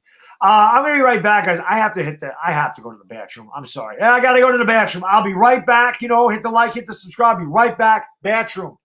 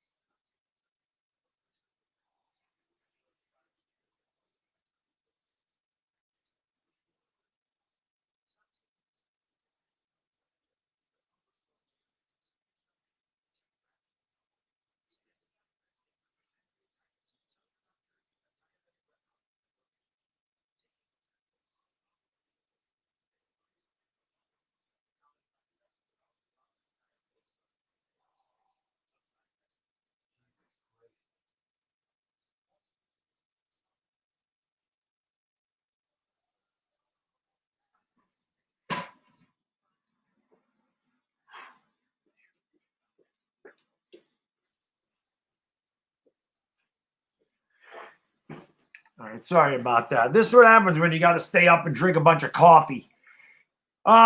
Anyway, where are we? I don't even know where this is as far as my chat goes. But yeah, man, you guys got to sum up Cop, man. He's been on YouTube for a long time. Like I said, I wouldn't even be on YouTube if it wasn't for him either time that I came back to YouTube. Go Giants! My house is beautiful, ain't it? I like this house. Yeah, that was 20 seconds. It was probably more than that, but that's what happens when you drink half a pot of coffee. How the hell do you guys think I stay up this late and get like 4 hours of sleep a night, man? I live on coffee. Trade DJ for Bad Dog. I'm not the future. I'm old as dirt, man. I'm old as dirt. Definitely not trading me for anything. Trey Lance, the Giants aren't going to get Trey Lance. He's going to go early. Paying him great big money. What does that tell his teammates? Listen, Jeffrey, I don't know. I can't get on board paying him a ton of money. I have a hard time with that. I just don't. He's got to prove that he can play next year, right? Right now, I'm saying no. Again, the instincts aren't there to me. I don't see the killer instinct. I see a guy that's timid in the pocket. It scares me, worries me. That's why I think he fumbles. I think it's in his head. I really do. Matt, thank you for the super chat, man. Brilly says, Bad Dog is formerly Metal Gear. What are the chances McCoy gets hurt? We bring Eli out of retirement. A guy can dream, right? Yeah, a guy can dream. Eli's not coming out of retirement. They would have been a great story, though. Can you imagine if Eli did come out of retirement this year and led the Giants to win, led the Giants to the division championship? That would have been a hell of a story. You know, Max, thank you for the super chat. How about this snow? I got like 15 inches already. You must be either in Pennsylvania, Maryland, New Jersey, or the city. That stuff is coming through here upstate now. So we're supposed to get it overnight. I can see it coming down there pretty good. And I don't like snow, so this sucks. I don't like spending my time outside shoveling freaking snow, when it's 18 degrees and the wind is blowing 20 miles an hour. It's not exactly fun for me. I can't stand that, A freezing rain in D.C., so you're missing the snow. You're a little warmer down there, just like north of D.C. It looks nice outside. Oh, I know. Well, it's an acid trick. Ask Philly 500. The Giants should sign Fred Jones. I don't know who Fred Jones is. Do I collect Giants cards? Oh God, no. I collect Hall of Fame rookies. That's what I collect for the most part. I also collect cards of just Hall of Famers, but yeah, mostly Hall of Fame rookies. I've been collecting cards since I was 13, so I have quite a big collection. In case guys don't know, they wonder why I'm such a Tom Brady fan. I have so many Tom Brady rookies that I bought in 2000 because they were $1 a piece. And I'm like, well, I'll buy Bowman Chrome rookies for $1 a piece. Who cares? What do I have to lose? I did that with Taylor Horton Tucker, too. I bought like 35 Taylor Horton Tucker rookies for $26. Not that he's ever going to be Brady. But all these Brady cards are worth like, in PSA 9s, they're $2,000. PSA 10 is $7,000. And the PSA 9 refractor that I have is a lot. Brady's a big part of my retirement. That's why I like him a lot. Brady does good, I do good. It's business. I always say it's business for number 12. You live in Antarctica. Nice. They can't sign me, man. Not the one in Seattle. No. Seattle's warm. You guys don't usually get, warmer, above freezing. I'm not saying it's warm, but it's usually like in the late upper 30s, low 40s. It gets cold here. Oh, Jeffrey, cards have a lot of value. A lot of value. I just signed Patrick Mahomes, I wish. Jeffrey, I love collecting cards, man. It's fun. And listen, the thing, I was part owner in a card store for a few years, and I did card shows. One thing I always said, if you've collected at one time in your life, you'll always go back to it. You'll always go back to it. Now, it's much different than when I was a kid. I mean, I've grown with the hobby. There's so many products out. When I was a kid, it was Fleer, Tops, and Donruss. That was it. Then Upper Deck came around, Score came around. Now there's tons and tons of products. So I just collect pretty much cards. I did open a box of hockey because I wanted to get a Alexi Lafreniere's rookie, and I got lucky enough to get one. So you have a LeBron James rookie, nice. Which one? Those are good. I have one too. I have a PSA 9 Bowman Chrome, 2003 Bowman Chrome, 2003, 2004 Bowman Chrome. Well, he's not a Patriot, Cairo. He's a Buck. Tom Brady's on the Buccaneers, so you got to worry about it. Although I called the Buccaneers the Patriots all night when we played them. You think Washington football team in the division? They're definitely playing the best right now. The only thing I can say is I don't know what Alex Smith's situation is, and if Dwayne Haskins has to play the whole game, you're not always going to see Washington's defense get 17 points or 14 points to help them win the game. Dwayne Haskins is going to have to make some throws. if he's starting. My father has a few King Griffey Jr. rookie cards. Don't know the exact brand. I have a few too. I have a Topps Traded. I have Upper Deck, Bowman, Donruss. I have like 4 of them. Max, thank you for the super chat, man. Appreciate you, brother. Really. Season ends today. Do you take a wide receiver 10? Absolutely. I'm taking Jalen Waddle 10. I'm taking Devontae Smith 10. Jamar Chase, if he falls that far, yes. I that's what I want to do. I want to draft a wide receiver. I want to sign an edge rusher. That's what I want the Giants to do. They've got to get, listen, everybody keeps talking about the ones that defend Daniel Jones. It's an honest point. He doesn't have a number 1 receiver. Everybody wants to give Daniel Jones a number 1 receiver. Give him the number 1 receiver. That way we know for sure going into 2021, is it Daniel Jones that can't do it, or is it the fact he doesn't have a number 1 receiver? So, yes, there's no doubt the Giants have got to get that guy a number 1 target. They have to, because 2022 is the last year of his rookie contract. Then they're going to have to decide what they want to do with him. So they have got to get him a legitimate number 1 receiver to say, okay, he balled out. It was the fact he didn't have a number 1 receiver, or he's still making the same damn mistakes. The receiver doesn't matter. We got to get another quarterback in here. They need to get him that piece. You got a Honus Wagner baseball card? Nice. Those are good. There's a bunch of good ones out there. I don't have a Honus Wagner. Got some Cy Youngs and some Ty Cobbs. I don't have that.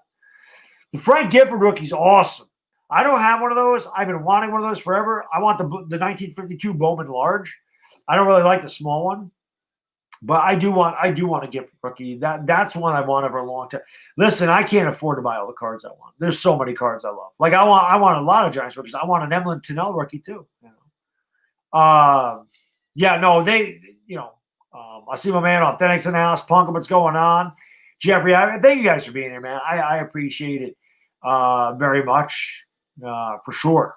So, we got a tough game against Cleveland, and we had a bad game against Arizona. If you guys haven't subbed up Authentic, make sure you do that. He came on the stream with me Sunday night, and always have a good conversation with him. So, check out Authentic if you have not. Brownie, have a good night, man. Roldy! Nice of you to join us. You missed your boy, Copizzle. You missed your boy. How would I feel if the Yankees lose DJ? I'll be pissed. Dan, every time Yes does a video and it's Aaron Boone, every one I go in there, I'm like, sign DJ LeMahieu. I put that in every damn stream or every damn video. Sign DJ LeMahieu. I think they will. I think they're going to sign him. I don't think there's any way. Sunday night's going to be fun, Jeffrey. I just hope that we can find a way to win. This has been, regardless of what happens, this has been a fun season. It's been taxing, though, I'm not going to lie, because normally this time the Giants are out of it. We have no chance. So you're not as emotionally drained. But with the ups and downs this season, with the way we started off so bad, being 1-7, looking like it was going to be terrible, then all of a sudden we went 4 in a row. We're in first place for a couple weeks, looking like we could actually win this division and make the playoffs. You get really hot. And then you take a gut punch on Sunday, and now everybody's really low again. It's been an emotional roller coaster. Usually with the Giants, the roller coaster's been one way. It's been down. This year, it's been all over the place.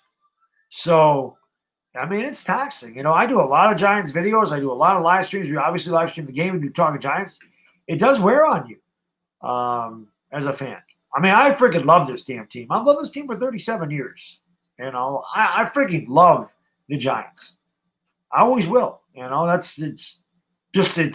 It's my blood. It's in my blood. I freaking love this team. I have passion for this team.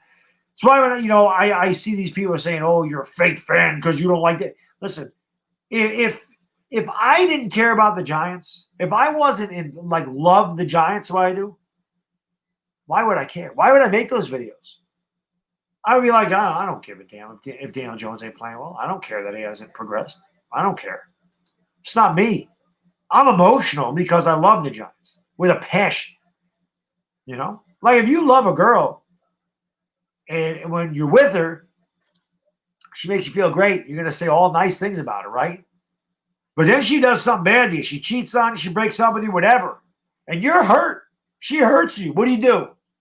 You badmouth her. You're mad at her. And you badmouth her. And then a week later, she comes back and she's like, "I'm so sorry. I shouldn't have done that to you." and you forgive her because you love her, and you say all nice things about her again.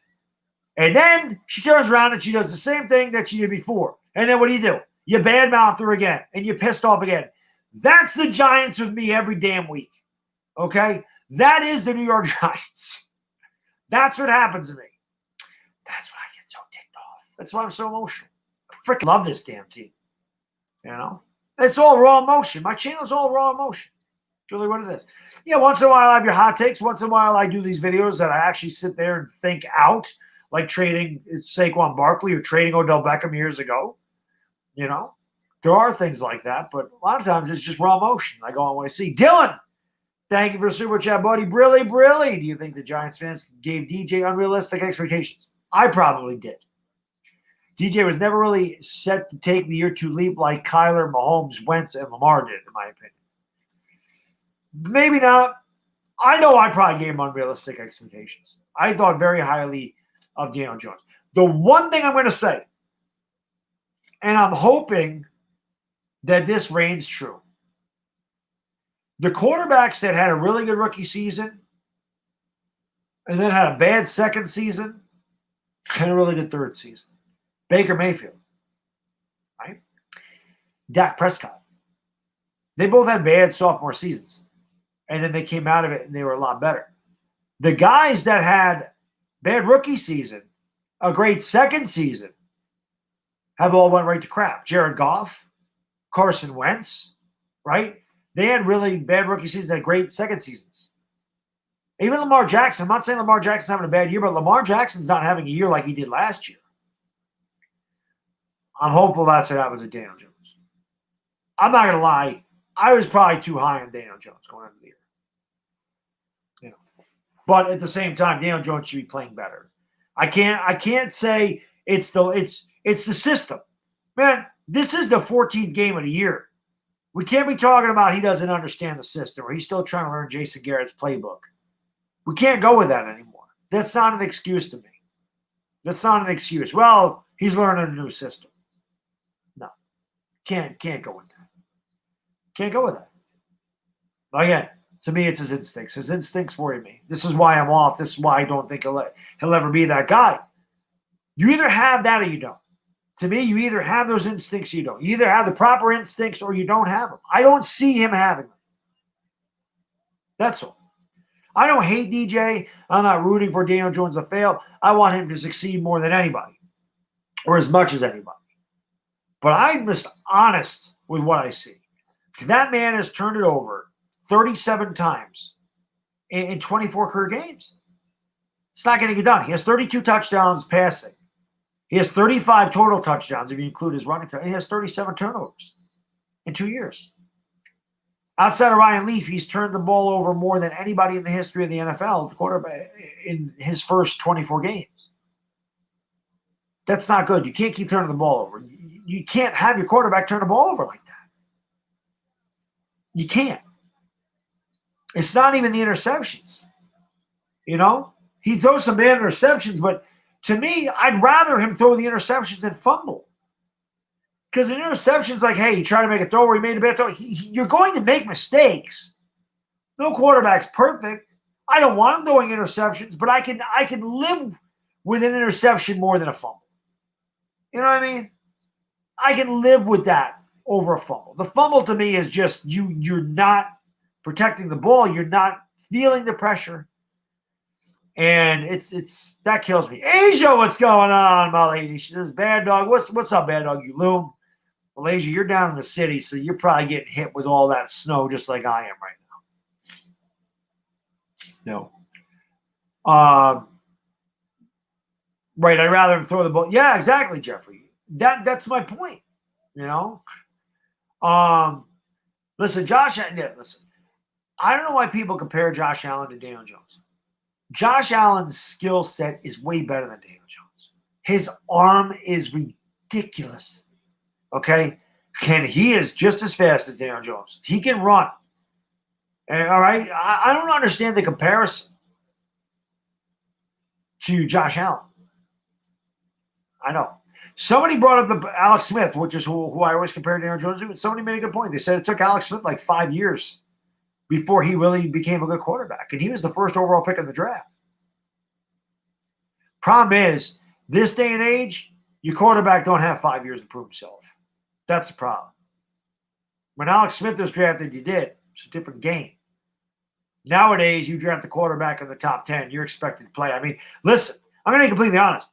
I watched Justin Herbert play, and I love Herbert. I wanted the Giants to draft Herbert. The first episode Chris and I ever did of Talking Giants, I talked about how I wanted Teddy Bridgewater as a stopgap quarterback, drafted Justin Herbert, let Herbert sit behind Bridgewater for a year, bring him in. I loved Herbert. I loved Tua. I wanted the Giants to draft Herbert. I watch Herbert play. Herbert makes plays Daniel Jones can't make. Plain and simple. Herbert does things Daniel Jones can't do. Tua does things Daniel Jones can't do. Burrow does things Daniel Jones can't do. Herbert is going to be a very, very good quarterback in this league. And out of the rookie class, I think he's going to have the best career. I really do. Well, maybe Tua. I love Tua. Both of those guys are great. Not as high on Joe Burrow as a lot of people, but Herbert and Tua, I think, are fantastic. Honestly, I mean, I wish Chase Young wasn't on the Washington football team. But I'm going to be completely honest with you. As good as Chase Young is, Washington should have taken Tua. Washington should have taken a quarterback. Their defense was good enough. Their defense was really good without Chase. They should have taken a quarterback. Obviously, part of me says that because Chase Young could have dropped to us. But I think if Washington was smart, they would have taken it. Why no Lakers stream tonight, Cairo? I'm not doing a preseason Laker games. I did a preseason Laker game. Tuesday, when they start for real, Laker Dog will be back. I'll be doing a lot of Laker games. Once they start on Tuesday, for sure. So definitely that. But thank you guys for being here, man. You know what to do. Smash that thumbs up. Hit that thumbs up. Hit that subscribe if you're new to the channel. Make sure you ring the bell. Thank you for being here. You can follow me on Instagram and Twitter, too, if you guys are on Instagram, Twitter. Follow me. I'll follow you back. Links to my Instagram and Twitter are in the description. My Laker Dog streams are legendary. Yeah, we're going to have fun this year. We'll have fun. They're a damn good team. They got better. We're going to have a lot of fun calling Laker games. For sure. I can't wait till I get my damn new TV. I still have a hard time buying it. Like, the TV I have down here, it's like 4 years old. Listen, man, I'm not going to say I'm cheap, but I'm frugal. I don't really like buying things that I don't need. If they work, this TV works fine. But it's small, and I have to look at it over here, and my eyes are not getting any better. It's hard to see. The TV right in front of me here, where I'm looking straight ahead, I'll move this over, and I'll look straight ahead at a 65-inch TV. I'll be able to see who the hell the players are a lot better. There, my play-by-play will be better. So, got to do it. Dire Giants fan. By the way, check your email, please, sir. I want to make sure I'm sending you the right jersey. So check your email so I'm making sure. I haven't done that yet. I'm sorry. I have to do that. I have to get you and Amir the jerseys. But check your email and let me know so I can get that done. It'll probably be – I don't know if I can do it. If not, it's the latest Dire Giants fan, it'll be next week. I'm on vacation. I really need a vacation. I was telling Pizzle before the stream, work is burning me out. And I'm burning the candle at both ends. And I'm like, I need the vacation really bad. But Brilly says I have a left tackle Andrew Thomas than Chase Young, but it's a close call, no doubt.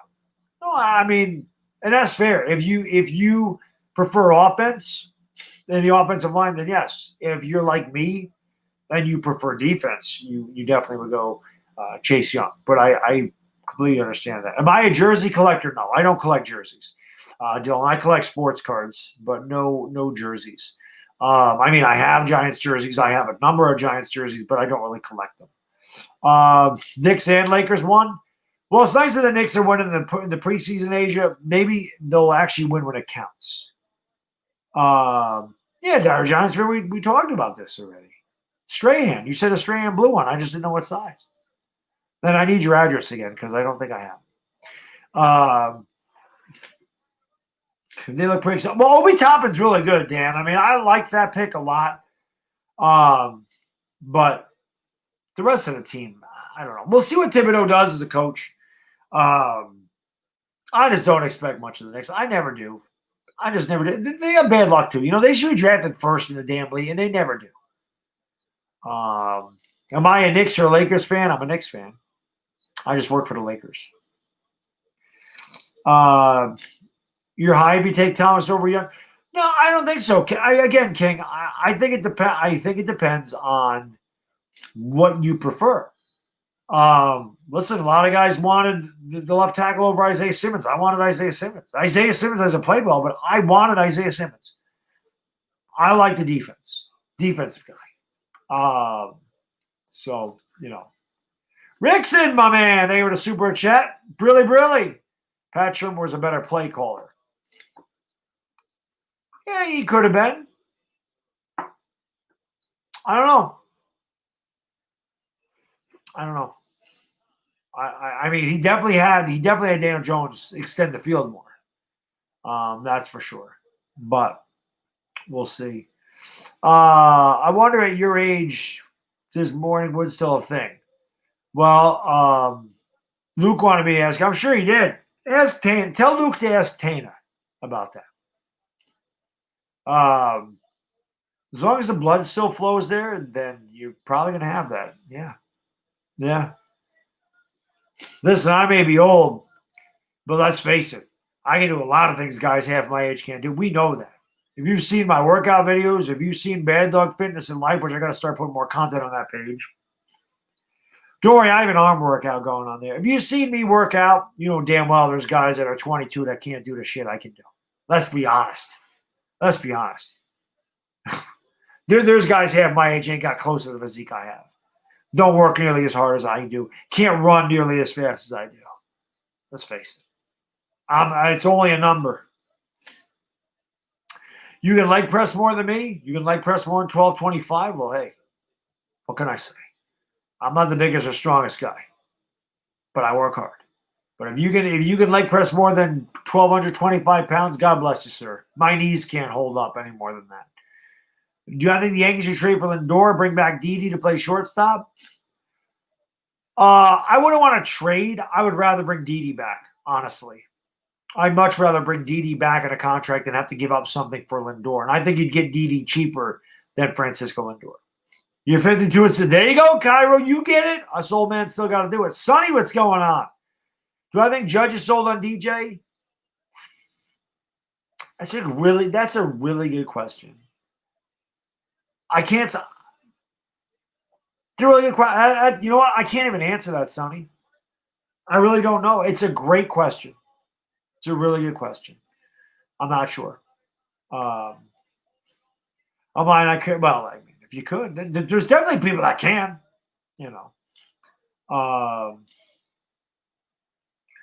Oh, no. Listen, Caleb, last year, about this time, it was like the middle of December, we had a storm drop like 2 feet or 26 inches of snow here.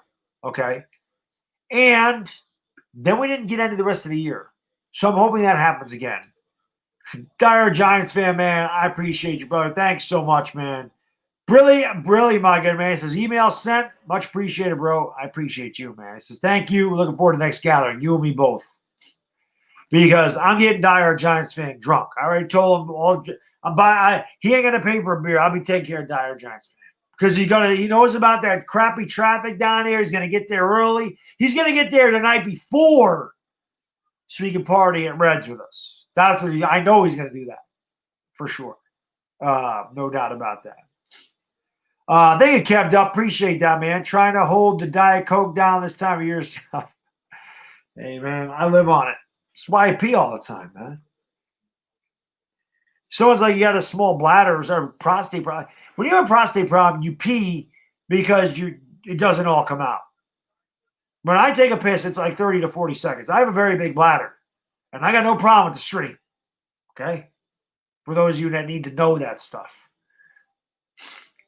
In Jersey. Oh, okay. Yeah, upstate New York, it's different. We get clippers, we get nor'easters. We don't get lake effect snow where I am, but clippers and nor'easters are a bitch. This is a nor'easter. That comes off the Atlantic system or off the Atlantic coast. I actually don't know the difference between a freaking nor'easter and a clipper is, but they both suck. I was hoping it would miss us. Initially, it was supposed to be south of us. We were supposed to get 1 to 3, and then they changed it because the weathermen don't know damn thing. Can I bench 315? No. I used to.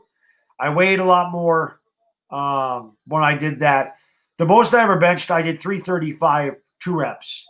I've never, same thing at 315. I've never been able to work out with 315. The most that I can work out with, when I consider a working set is 6 reps or more.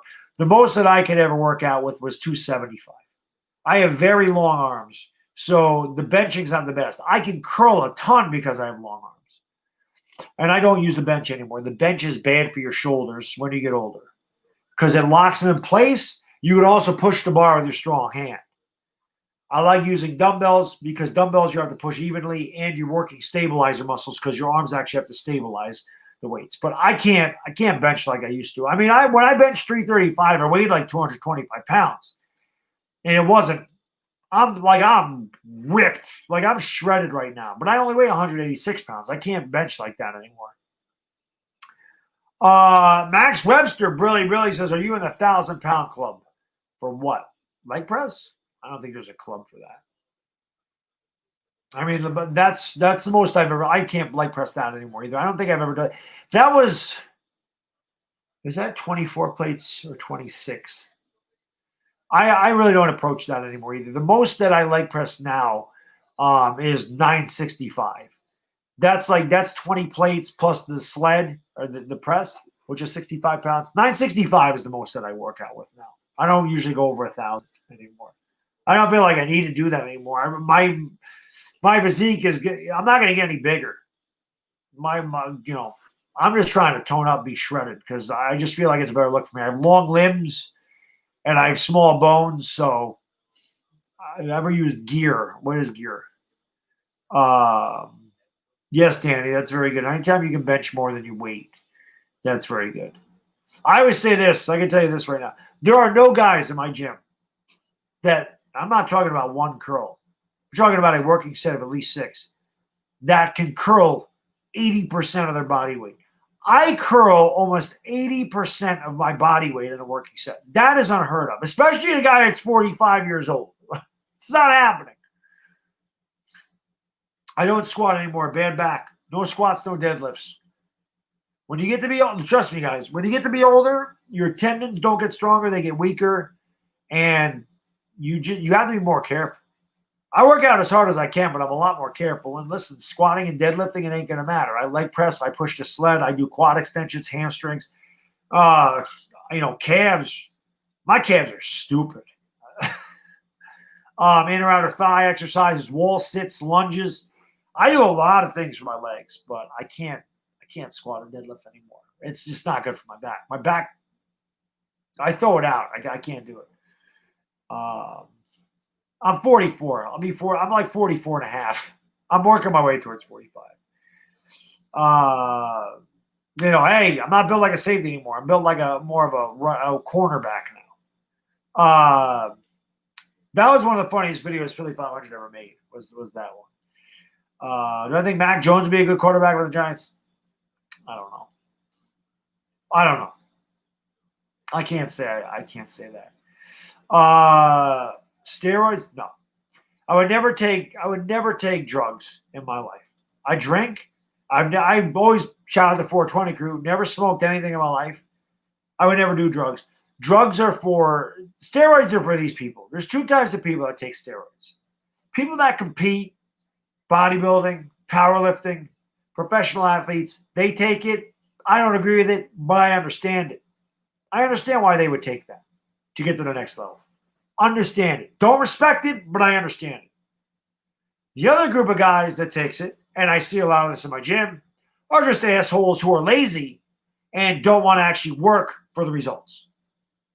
If I actually took that stuff, I'd be 30 pounds heavier, and I'd be a lot bigger. But that's how you tear tendons, because your body can only hold a certain amount of muscle. Your tendons are only supposed to hold a certain amount of muscle. Whatever your physical capability is, whatever your genetics allow, That's what they can hold. If you start adding that crap, you're going to tear muscles. And you're going to tear tendons. Because they're not meant to hold that much. It's a fact. The steroid users in my gym, look, they're a joke. They don't do their legs. They look stupid. They're all puffy. And they can't lift what I do. Because it's fake. It's not real. It's synthetic garbage. I always laugh at kids are 21 years old. I'm like, what are you doing? You know how much testosterone's in your body naturally at 21 years old? You're stupid. Your body's not going to be able to produce testosterone when you get to be my age, and then you're going to be screwed. You know? There's a reason that I can make kids in my 40s. It's not from taking that junk. Dire Giants fan, Brilly says, what's your lunch, bad dog? I'm messed up my knees with 60 extra pounds. I was 16 and must have done them wrong. No, it could have just been too heavy. Your knees might not have been able to take it. It's all tendons. But I don't lunge much. 60 pounds probably. I think the most I used to do was like 90 or 100, but again, I weighed more. But I don't now. It's like between 40 and 60 pounds. It's not much. Lunges are more like a burnout type of thing for me, as opposed to like, an actual working set. The sled has taken the place of the lunges. What would I do if a steroid someone talks shit to my face? I let them have it. I don't give a damn. I've told that story before. We had a big ass steroid guy. His skin was red because he tanned. He was a fake tanner. I've told this story in case you guys haven't heard it. This is a good one. This guy is probably. Now I'm not bullshitting either. I'm not lying about this. I got nothing to lie. I got nothing to prove. I got nothing to lie about. So this steroid user, he's in there with his girl. She obviously used steroids too. She had a man face. She had the chiseled jaw. I think she had an Adam's apple. She probably had a penis too. Anyway, there's a machine, right? It's got two sides to it. So you can use the cables on one side and you can use the cables on the other side. So this guy, he's probably 6'2", probably 225, 230 pounds. He's a roid user, you can tell. The skin's all red. He's got the back knees. He's way bigger than me, though. He and his girl are on this side. I go on this side because I'm going to do my arms. I got my headphones in so I don't hear anything. I'm getting ready to work out, and I feel this. And he taps me hard. I feel that on my shoulder, and I turn around like, what? And he goes, he doesn't say anything to me. He does this. Like he was using both sides. And I said to him, I go, how many more sets do you have? And he says to me, he's like, I don't know. I don't know. I said, what the fuck do you mean you don't know? What do you mean you don't know how many sets you have? Like, what are you doing in here? He's like, whoa. He's like, relax. This is fun time.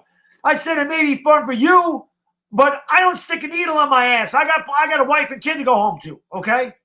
This ain't fun for me. This is work for me. That was it. And then I walked away and I said, I don't know how loud I said it. I'm like, you're lucky I don't hit you in the throat with this bar, because that's what I wanted to do. But that guy never said anything to me. He would stare at me. He would stare at me when he would come in there, but he never said a damn thing to me. And I made him look stupid in front of his girl, too. The guy was way bigger than me. I don't care. Somebody's going to beat the hell out of me one day. I don't care. You'll know you tussled with me. But I don't take shit from anybody. Ever. Because you're not going to disrespect me. I don't bother anybody in there. I go in there and do my own thing. I don't bother anybody anywhere. I mind my own business. I do what I got to do. I leave. I don't start problems with anybody. But if you're going to start with me, you're going to have a problem. Because I don't play that crap. I never have. I never will. Dire Giants fan, Brilly says, my knees crack all the time. Maybe for the same reason. Could be my shoulders crack a lot. When I do, my elbows crack. My workout partner laughs. Because when I start benching, like when I do the 100-pound dumbbells and I go up, my elbow will crack loud. And he starts laughing. He's like, all right, old man.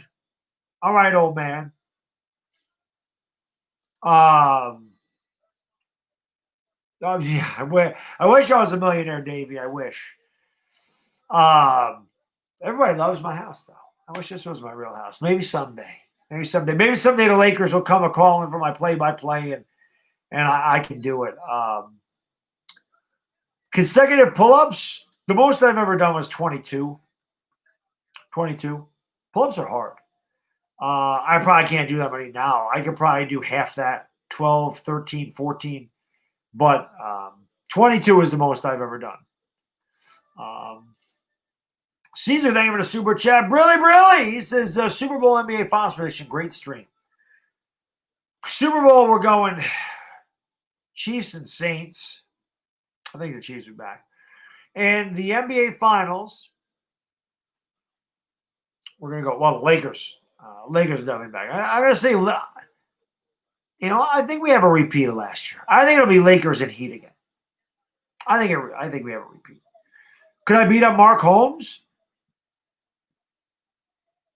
I wouldn't want to beat up Mark. I like Mark Holmes. But I like Mark. I wouldn't even want to think about beating up Mark. I ever meet Mark, I ain't thinking about beating him up. I'm thinking about buying a beer for him. Cuties crack, is that normal? Well, it's normal for your bones to crack, absolutely. Especially when they're growing. They're going to crack. That's just part of it. You just like you crack knuckles. It's the same thing. Your bones just crack. Some people around crack. I don't play Xbox or PlayStation. No, I don't have time for that. I work 45 to 50 hours a week. I'm in the gym another 10 hours a week. I do videos and live stream, and I have a family. I have no time for video games. None. I don't like or hate Mark, but he doesn't look like it. No, Mark's a lover, not a fighter. Am I a social studies teacher? No. I have had people ask me if I'm a gym teacher. I get that one a lot. No. I'm a financial guru. Not really. Not really. I look like Bradley Martin's skinny cousin. I have no idea who Bradley Martin is. Jared, how can I be the man? Do the man. I have an Xbox, Dylan. I have an Xbox 360. As a matter of fact, I have 2 games over there that I have never opened. Walking Dead has never been opened. And The Godfather. It might be Godfather 2. I have never opened them. They're like 6 years old. I've never opened those games. They're still sealed. And I actually have NCAA basketball 2011. That's actually worth money. It's like $50. I'm like, I got to sell that on eBay. The NCAA basketball game. Xbox. The last video game system I bought was a Nintendo Wii. And I only bought that for the virtual console so that I could play Nintendo because it's my favorite gaming system ever. Don't care that the graphics are 8-bit. I love the games for Nintendo. I grew up with Nintendo. I'll always be a Nintendo person. But I do love Grand Theft Auto. But I fight Jake Paul? Hell no. He kicked the shit out of me. No. Do I track calories? No. But I guesstimate calories. I don't track them, but I have a good estimation where my calories are.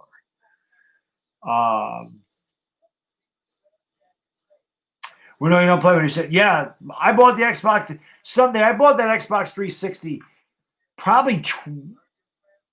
Was I married yet? I've been with my wife 13 years. I don't even know if I was married when I bought that. It was a long time ago. Dire Giants fan, you the man. Brilly says Bad Dog would bet for Joe Boo and Mark Holmes.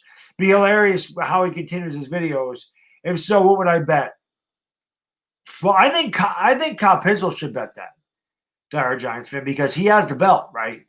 So I think if Mark Holmes wants that belt back, he has to put up Joe Boo. That's what I think. Joe Boo or Joe Bear or any of those. I think that Mark Holmes needs to put that up for sure if he wants that belt back. No doubt about it. No doubt about it. Hey, Faded, man. Thank you for becoming a member. I really appreciate that. Brilly. Faded. Welcome to the Dog Pound. So, yo, where are my Dog Pound members at? Welcome, Faded, into the Dog Pound, baby. It means you have a chance at free jerseys. Every month I do a members-only stream. I give away a jersey to somebody. Just for being a member, that's what you get. If you're a $2.99 member, you get 1 entry. If you're a $4.99 member, you get 2 entries. If you're a $9.99 member, you get 5 entries. But I appreciate that, man. Thank you. Mark, thank you for the super chat. Appreciate you, brother. I know Mark's on the same plane as me when it comes to Daniel Jones. Really, tell me Tecmo Bowl wasn't the greatest video game ever. Up there. Greatest football game ever for sure. Tecmo Super Bowl is my favorite football game ever. Grand Theft Auto, one of my favorites. Legend of Zelda is probably my favorite. All those Nintendo games. Legend of Zelda, Mega Man, Metroid, Castlevania, Contra, Russian Attack. I love that stuff. I'll tell you what, you young guys have no idea how much fun it was being a kid in the 80s. Today's generations, man, today's society, it's a disaster. Everybody's so jaded and pissed off all the damn time, man. It's social media. Social media allows people to be freaking toxic because there's no repercussions for being toxic.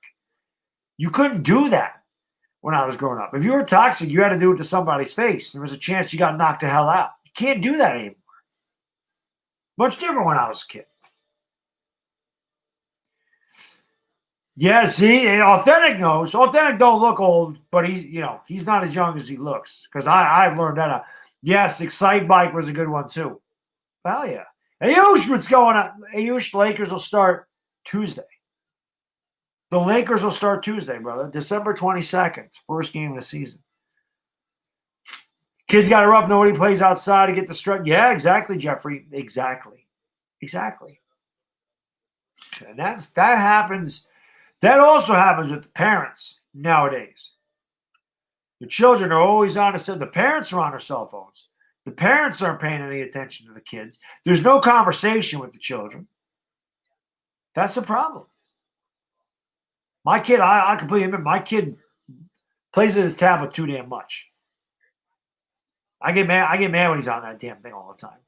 I will say this, he does learn stuff from it, but I don't like that. I like to be able to, play. I like when he says, Daddy, I want to play. I like that's my favorite thing.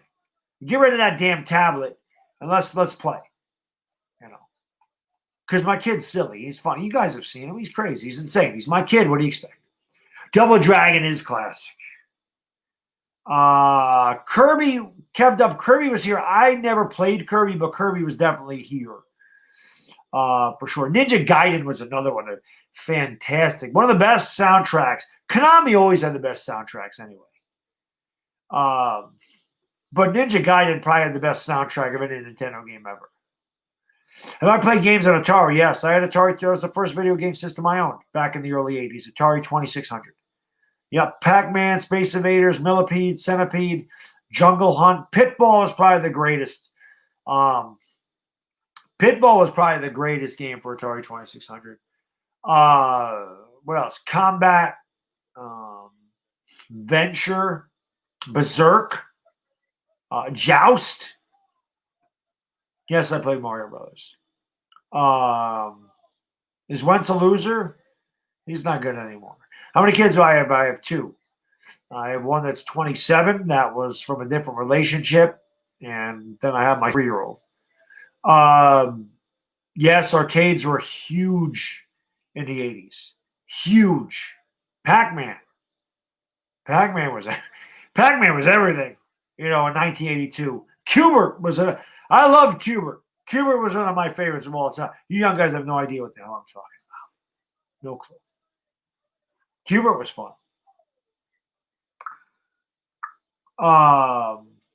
Galaga, yeah. Spy Hunter was fantastic, Gambler. Yes. I have Spy Hunter. I still have the cartridge. I have Spy Hunter. My kid likes it. My kid used to say, Daddy, you gonna play the games?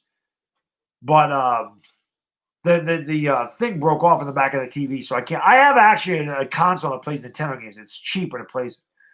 Dig Dug was the shit, Gambler. Yes. Dig Dug was freaking awesome. I loved Dig Dug. That was great. Blowout? Spire, yeah, that was awesome. What is that? Derek Giants fan, you're the man. Thank you so much, bro. I really appreciate that. Really. He says, however, you can be totally respectful and hope in 5 years Bad Dog has time video games for his subscribers. We hope. Oh, I wish. I would love to be able to do that sometime, Dire Giants fan. When I retire, Rob, all the time in the world. You know how much? Do you know how much? Again, I wouldn't be playing new games.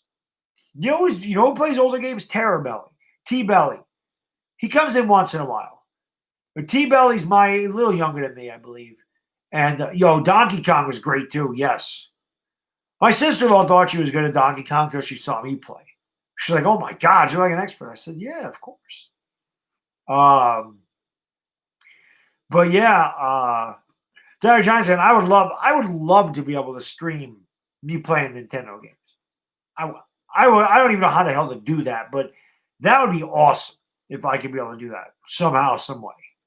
That would be amazing if I could figure that the hell out. Favorite book? The Stranger Beside Me, maybe. It's about Ted Bundy. That was a good one.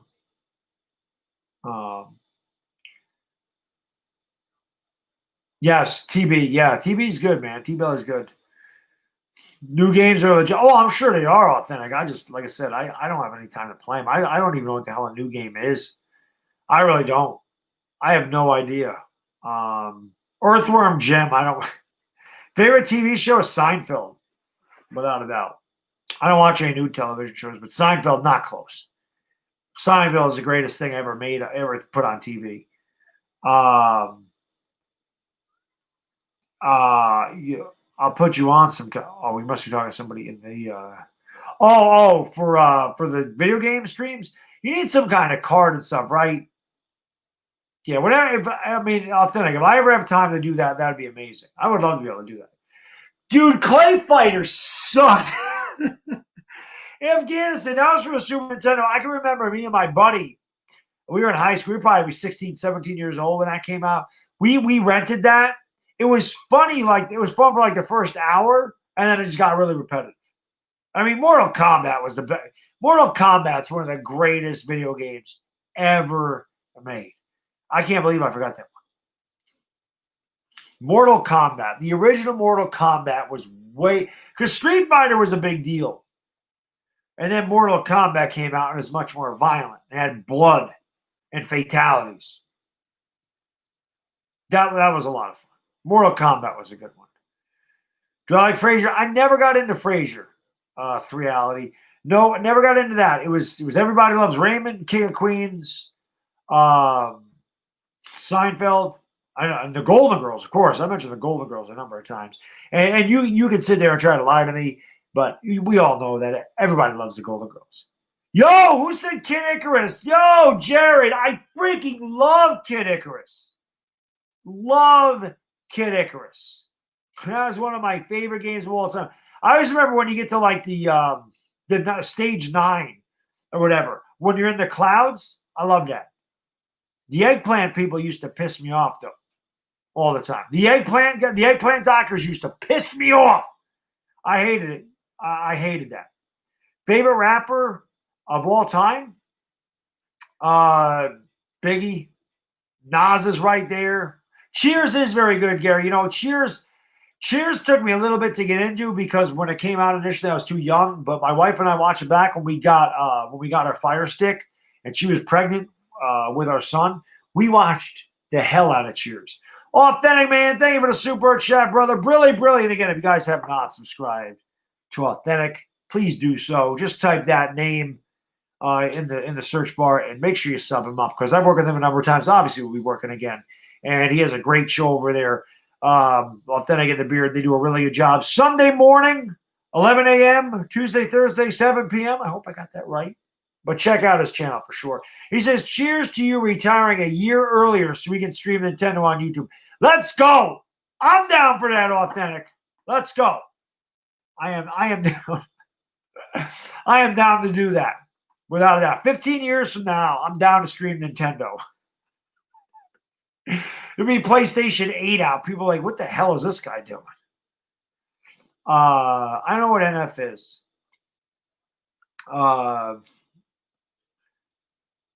Luke, I agree. I don't think he's the guy either. But it is what it is. Castlevania.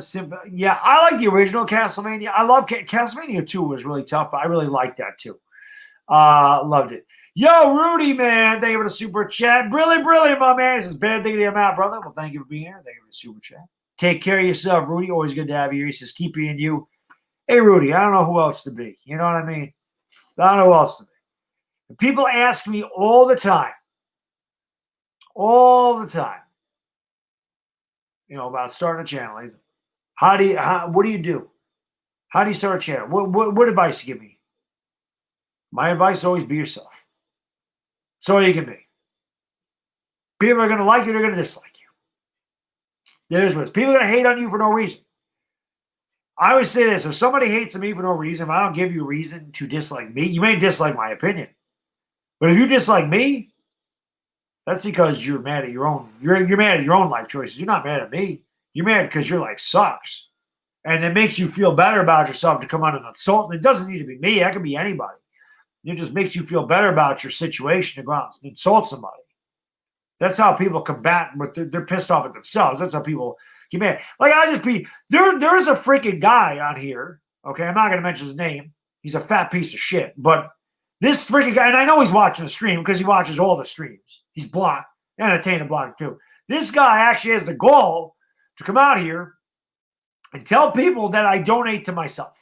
Okay, this guy says that Asia Roberson, Dire Giants fan, and Benjamin Wynn are me and Chris, and that we donate to ourselves so that other people will donate to our channel. This is the type of stuff that I have to deal with. This is a guy that has nothing better to do. And he goes out and tries to spread that rumors.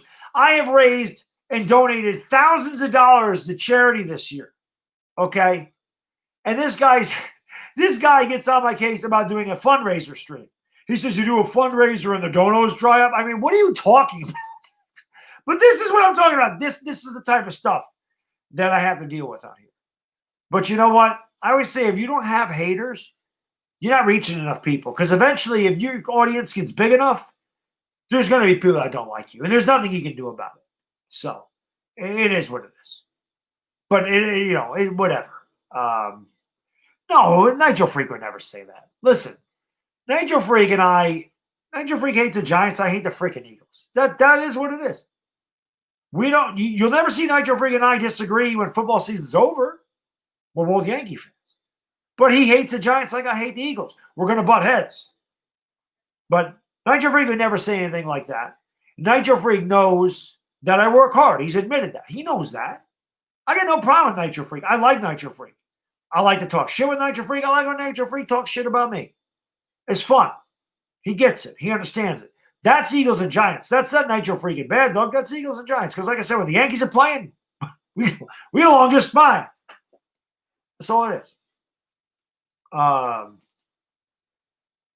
Who's very weird in Afghanistan? That guy is weird. Yeah, he's got 2 accounts too, by the way. I know he has 2 accounts, right? So he uses both accounts. He'll thumbs up his own comments. And the other thing he did, he came on, and I know it was him. He came on one of my videos and he said, "Oh, is that shirt for the fast food restaurant you work at?" I said, "Yeah, because people at fast food restaurants wear $350 Burberry polos."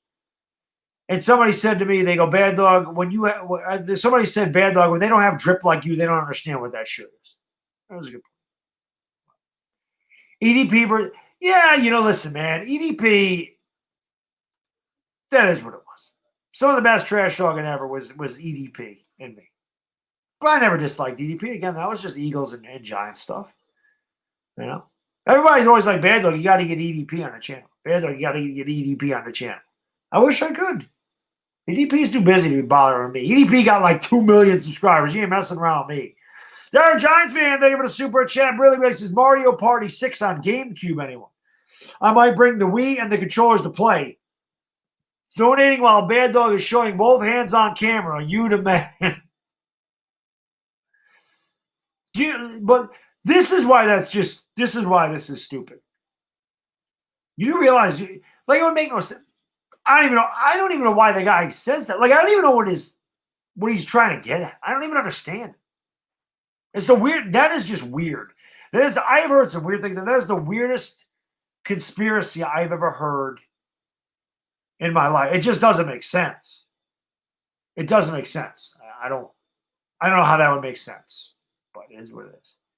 Is Nicole attractive? Ask Bobby. I don't know. Jaden, how can I be the man? Be the man. Do I think we can actually get in the playoffs? We'd have to win out, and we still have a chance. Yeah, he's a dumbass. Gotcha. Yes, he is a dumbass. Yes, he is. But it is what it is. Like I said, people are just going to hate on you for no reason. It happens. I don't know what to say. Give me DJ over Mitch Trubisky sucks. Do I get 100%? No. YouTube takes a percentage. The fundraising stream, they don't take any. And I'm going to do one of those next week.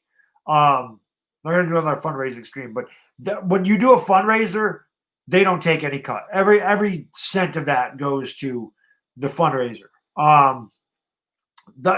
Sports Series started the Salvation Army fundraiser. I figured you can also contribute to somebody else's fundraiser. So I did. We raised like $800 the night I did it, which was freaking awesome. And I do plan on doing another one. Also, when I do the charity stream, the 24-hour charity stream, I do one of those every 6 months where I donate half of what I get to charity. Again, I don't need to do that, but I choose to because, I'm fortunate enough to have a format where I can actually make a little bit of a difference. Dire Giants fans picked the charity. It's going to be St. Jude's. So we're going to February when I'm on vacation. We're going to do a 24-hour stream for St. Jude's. I don't know what I'm going to do next week. I don't know if Toys for Tots is like I don't know if they accept money. Like, I don't know. I want to find something that's Christmassy. Salvation Army is that, but I would like to do something else. So Mitch Trubisky, yes. Actually, that is surprising. Authentic. Definitely. Dire Giants fan, thank you, brother. Brilly, you're the man. How can I be the man? You're the man. You're the man, Dire Giants fan. You know that. You're the freaking man. You're the man. No, we wouldn't know our 2021 picks. We don't know where we're picking it. Afghanistan, I need to redeem myself. Why? What did you do last 24-hour stream? Did you fall asleep on me at some point? You did. You did fall asleep. You don't ever fall asleep. Dude, the last 24-hour stream we did, that was incredible. I remember like 4 a.m. We had like 100 people in the chat. That was crazy. And pretty much that entire 100 people were with me that whole 8-hour section. We had like 12 people there the whole time. That was pretty awesome.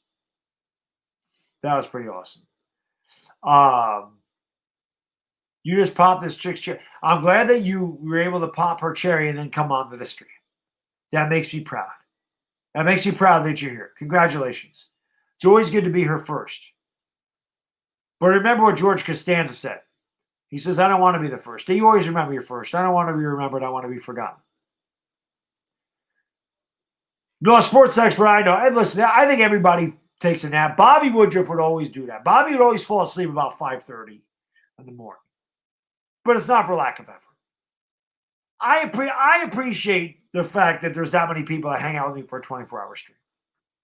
That's pretty damn amazing. Look at Kim in the chat. What's going on, Isles girl? Hope all is well. You must be getting hit with the snow too. It's just getting up here now, but she lives down there in Long Island. It's not Long Island. It's Long Island. And she's got to be getting hit with the snow. She loves coffee. And check her channel out because hockey's got to be coming up here pretty soon. And she's a big Islanders fan. And I said that. I am up late. I work from home tomorrow. They've already closed my department. I work from home tomorrow, so I don't have to get up at 5:30. I can get up at 7, which is nice. It's an extra hour and a half. That's why I'm going to 1 o'clock tonight. But Isles girl, we're definitely going to stream. We're going to have one stream together. When the Rangers and Islanders play together, we got to stream together. You're going to do the play-by-play. I'm just going to react because I can't do play-by-play hockey. You can, I can't. And yes, I got to no. Listen, shoveling. Yeah, I got to do that too. I got to shovel, but I also have to do 3 reports from home. I got to transfer a bunch of data onto spreadsheets, and I got to do payroll. I don't really get a day off. I have to work from home tomorrow. Like work, a lot of work. And then on top of that, I have to go out and shovel. Yeah. Adulting sucks. Adulting sucks. All right, near the ready, man. Thank you for being here, brother. Appreciate it. Dire Giants fan. Thank you, man. Really appreciate it, brother. Our boy Beach Ball Chronicles will say that's me donating to myself, of course, because we all know that that's what I do. I like to lose every time. He says, Pungam, LA, Lou, and myself are with you 24 hours. Oh, no doubt. No doubt. Pungam is there. LA, Lou, always there. You, Bobby tries. Sports Expert was there most of the night. Jedi always tries. Afghanistan pretty much. Bodo Winter was with us a long time. I know I'm missing a couple. There was a lot of guys that make it. That's why I love you guys. The fact that I do a 24-hour stream is insane. It is the fact that you guys spend the whole 24 hours with me is even more insane. And that's what's awesome. That's what's awesome. Yeah, they closed our department. They already closed schools up here. They closed our department. But listen, man, when you're a state worker, you're taken care of. New York State sucks, but when you work for the state, you get a lot of good benefits. I know of Barstool Sports. I don't really follow them, though. What's going on, Big Blue, today? If you guys haven't done so, man, if you haven't already new and just joining the chat, do me a favor, hit that subscribe button. It helps out. Well, the thumbs up helps out the stream. Hit that thumbs up. Hit that subscribe button. I got the best chat on freaking YouTube. And we always have fun in these streams. I talk a lot of sports, and by this time, it usually turns into nonsense. But I got the best chat on YouTube. There's no doubt about that. All right, Kayla, have a great night. Have a great night. Back in August. What are you talking about? The first time I'm working from home since like July? Oh, yeah, I went back. I think I went back right after 4th of July. I actually like work. I like going to work better. I love my kid to death. Die for my son. But when you're trying to work and your 3-year-old is, Daddy, play. Daddy, I'm hungry. Daddy, I want to eat. Daddy, my tablet's dead. Daddy, charge the phone. Daddy, I want milk. Daddy, I want a juice box. Hard to get a lot done when you got a 3-year-old tugging at your pant leg. All right, Johnny, have a great night, brother. I'm going to be live for like another 10 minutes. We're going to 1 o'clock. I know that makes KP happy. KP should be doing his damn schoolwork, but he's going to be a booger eater when he gets older. Right, Benjamin? Because he ain't doing his schoolwork. Yo, Gus, what's going on? My man Gus Kafoo, Boomer Sooner. Oh, Paperboy used to piss me off probably more than almost any game I played. I used to get so mad at that damn game. The damn dog that would chase you on the bike. The woman that would come out and hit you with the umbrella. The guy with a jackhammer in the street. Yeah, I remember that. Benjamin, I knew you'd like that. Schoolwork always top priority. Yeah, that's why you're on the internet 24/7. It don't matter when I'm on the. If I go on Instagram in that chat, and it's rare that I even go in the chat anymore. It don't matter if it's 8:30 in the morning or 1:30 in the morning. I type something in there. There's KP. It says red. KP's typing. Always. Dire Giants, man, you're the man. Really. I really appreciate that, man. Dates for your time off. I'd love recovery time too. Oh, in February? It's so I always take like a 3rd week in February.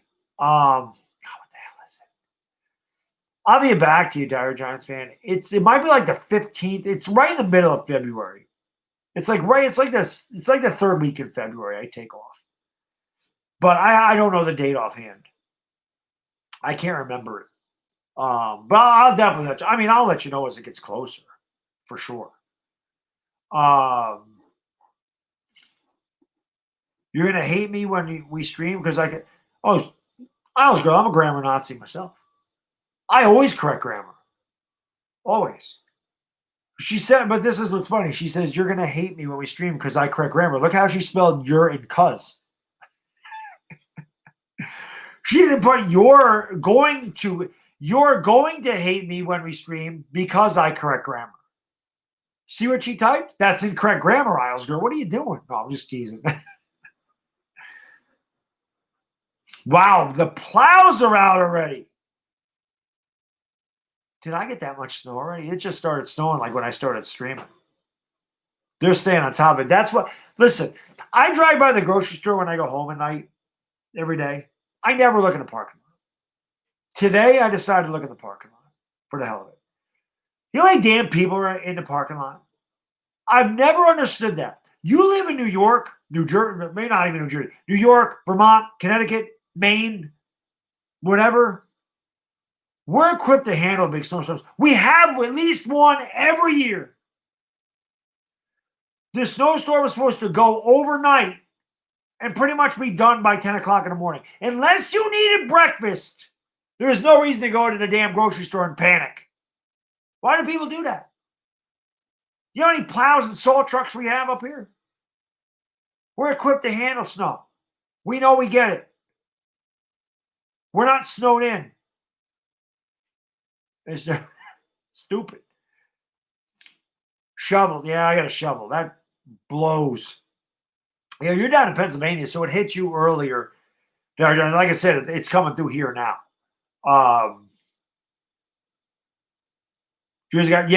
Down south. We weren't supposed to get that much up here, 1 to 3 inches. But it turned into 8 to 16 now. We do know snow. Isles girl, to me, snow is always a 4-letter word. I hate the snow. I love the heat. I hate the snow. When you watch, anybody ever watch The Year Without Santa Claus? And he got the heat miser and the snow Meisner, right? They're miser. Snow miser and heat miser. I hate snow miser. My kid was like, I like the snow miser. I said, no, you don't. He's like, Daddy, you like the fire guy? I said, yes, I like the fire guy. I like it hot. I said, when it's hot out, we go outside, we can play, you know. You can put your shorts and your tank top on. We go swimming. We run around in the backyard at Uma's house, which is grandma. You know, we run around the backyard. We go swimming. We play in the pool. We play with the hose. You know, all that stuff. He's like, yeah, Daddy, I like the fire guy too. I know you do. Okay, we gotta teach my kids. It's about the heat. It's about the heat. Little bad nose, Kevin, just like mine. That's impressive, Luke. I can honestly say I've never popped the cherry while I was shoveling. That's impressive. That's multi-talented. We have at least 12 inches in Scranton. 12. Yeah, it's Mike. It's crazy. Yeah, Dire Giants fan, exactly. You guys don't usually get hit like that. We do. We get hit up here with these snowstorms. The city doesn't usually get it either. It's usually because New York City is probably about 8 to 10 degrees warmer than it is up here on a regular basis during the winter. During the summer, we're about the same. But if it's like 26 up here, it's usually about 34 in the city. So they usually will get rain or mix. We'll get all snow. So it's rare that they get that. But good for them. I always say they deserve it. Let them have a bunch of snow. A little bit years ago. You know, Johnny, what's going on, man? I've done that. Miles girl, yep. I've definitely scratched my car shoveling. Because I shovel the top of my car off. Why do people want to trade Barkley? You know, this is one thing I've never understood either. People, because you want to trade a player or because you don't like a player. People saying fake fans. This doesn't make any sense to me. I've never understood how somebody decides who the hell is a fan and who's not. Like who died and made somebody God to say you're not a fan. You want to trade Saquon Barkley? Well, you're not a Giants fan. Why? Barkley's one player. The Giants are the team. I don't understand that. A fake fan to me is somebody that doesn't follow the team and acts like they do. Somebody that follows the team and doesn't know anything about the team. Somebody says they're a Giants fan, but they couldn't tell you who the backup quarterback is. That's a fake fan to me. Not somebody that thinks trading Barkley is good for the team. I don't think that's a fake fan. People that don't believe in Daniel Jones, I wouldn't say that they're fake fans. They just don't believe in Daniel Jones. What the hell is going on out there? Mind-boggling. It's snowing. I'd rather sleep with a dozen rattlesnakes than shovel snow on a Monday. I'd rather drown in gas. Yes, that is the worst, is when it hits on a Monday. That is absolutely the worst. Absolutely worst. I don't mind an inch or two of snow. That don't bother me. 18 inches? That's a little excessive. That's a pain in the ass. 1 to 2 inches is a nuisance. I can deal with it. You get a storm like this, it's just a pain in the ass. It just sits there for months. I hate it. I hate it. You have a love-hate relationship with the snow Jedi? Yeah, there's no, I hate it. There is no love-hate. I hate it. I don't love any part of it, and I love the heat. There's no hate from the heat. It can be 95 degrees out. The only thing I'm going to say is, man, it's hot out here. I'm not going to complain about it. I take that all day. I will complain about the winter for 4 months. Ask my wife. She gets sick of it by March. By March, I'm really sick of it. I'm like, where the hell's the sun? Where the hell's the sun? When the hell's it going to warm up? It's April 9th. Where the hell's the sun? Why ain't it warm? Why the hell is it 45 degrees? It's April 9th. It should be warmer. You're a Giants fan. You're the man. Brilly. He says, I trade Barkley because the value might be there. And I'm not paying a running back $20 million a year when I draft the bruiser in the 5th. Simple. There you go. The same way. Hard to pay Barkley all that money when he can't stay healthy. I wanted to trade Odell Beckham too. I got the same thing. You're not a Giants fan. But I am. Just thought it'd be better for the Giants to trade Odell Beckham. It's just my opinion. I was correct. Jeffrey, have a great night, buddy, or Jared, or whatever. I'm actually getting out of here myself in a couple minutes. So I don't know anything about El Presador. I'm just knowing he's a Browns fan.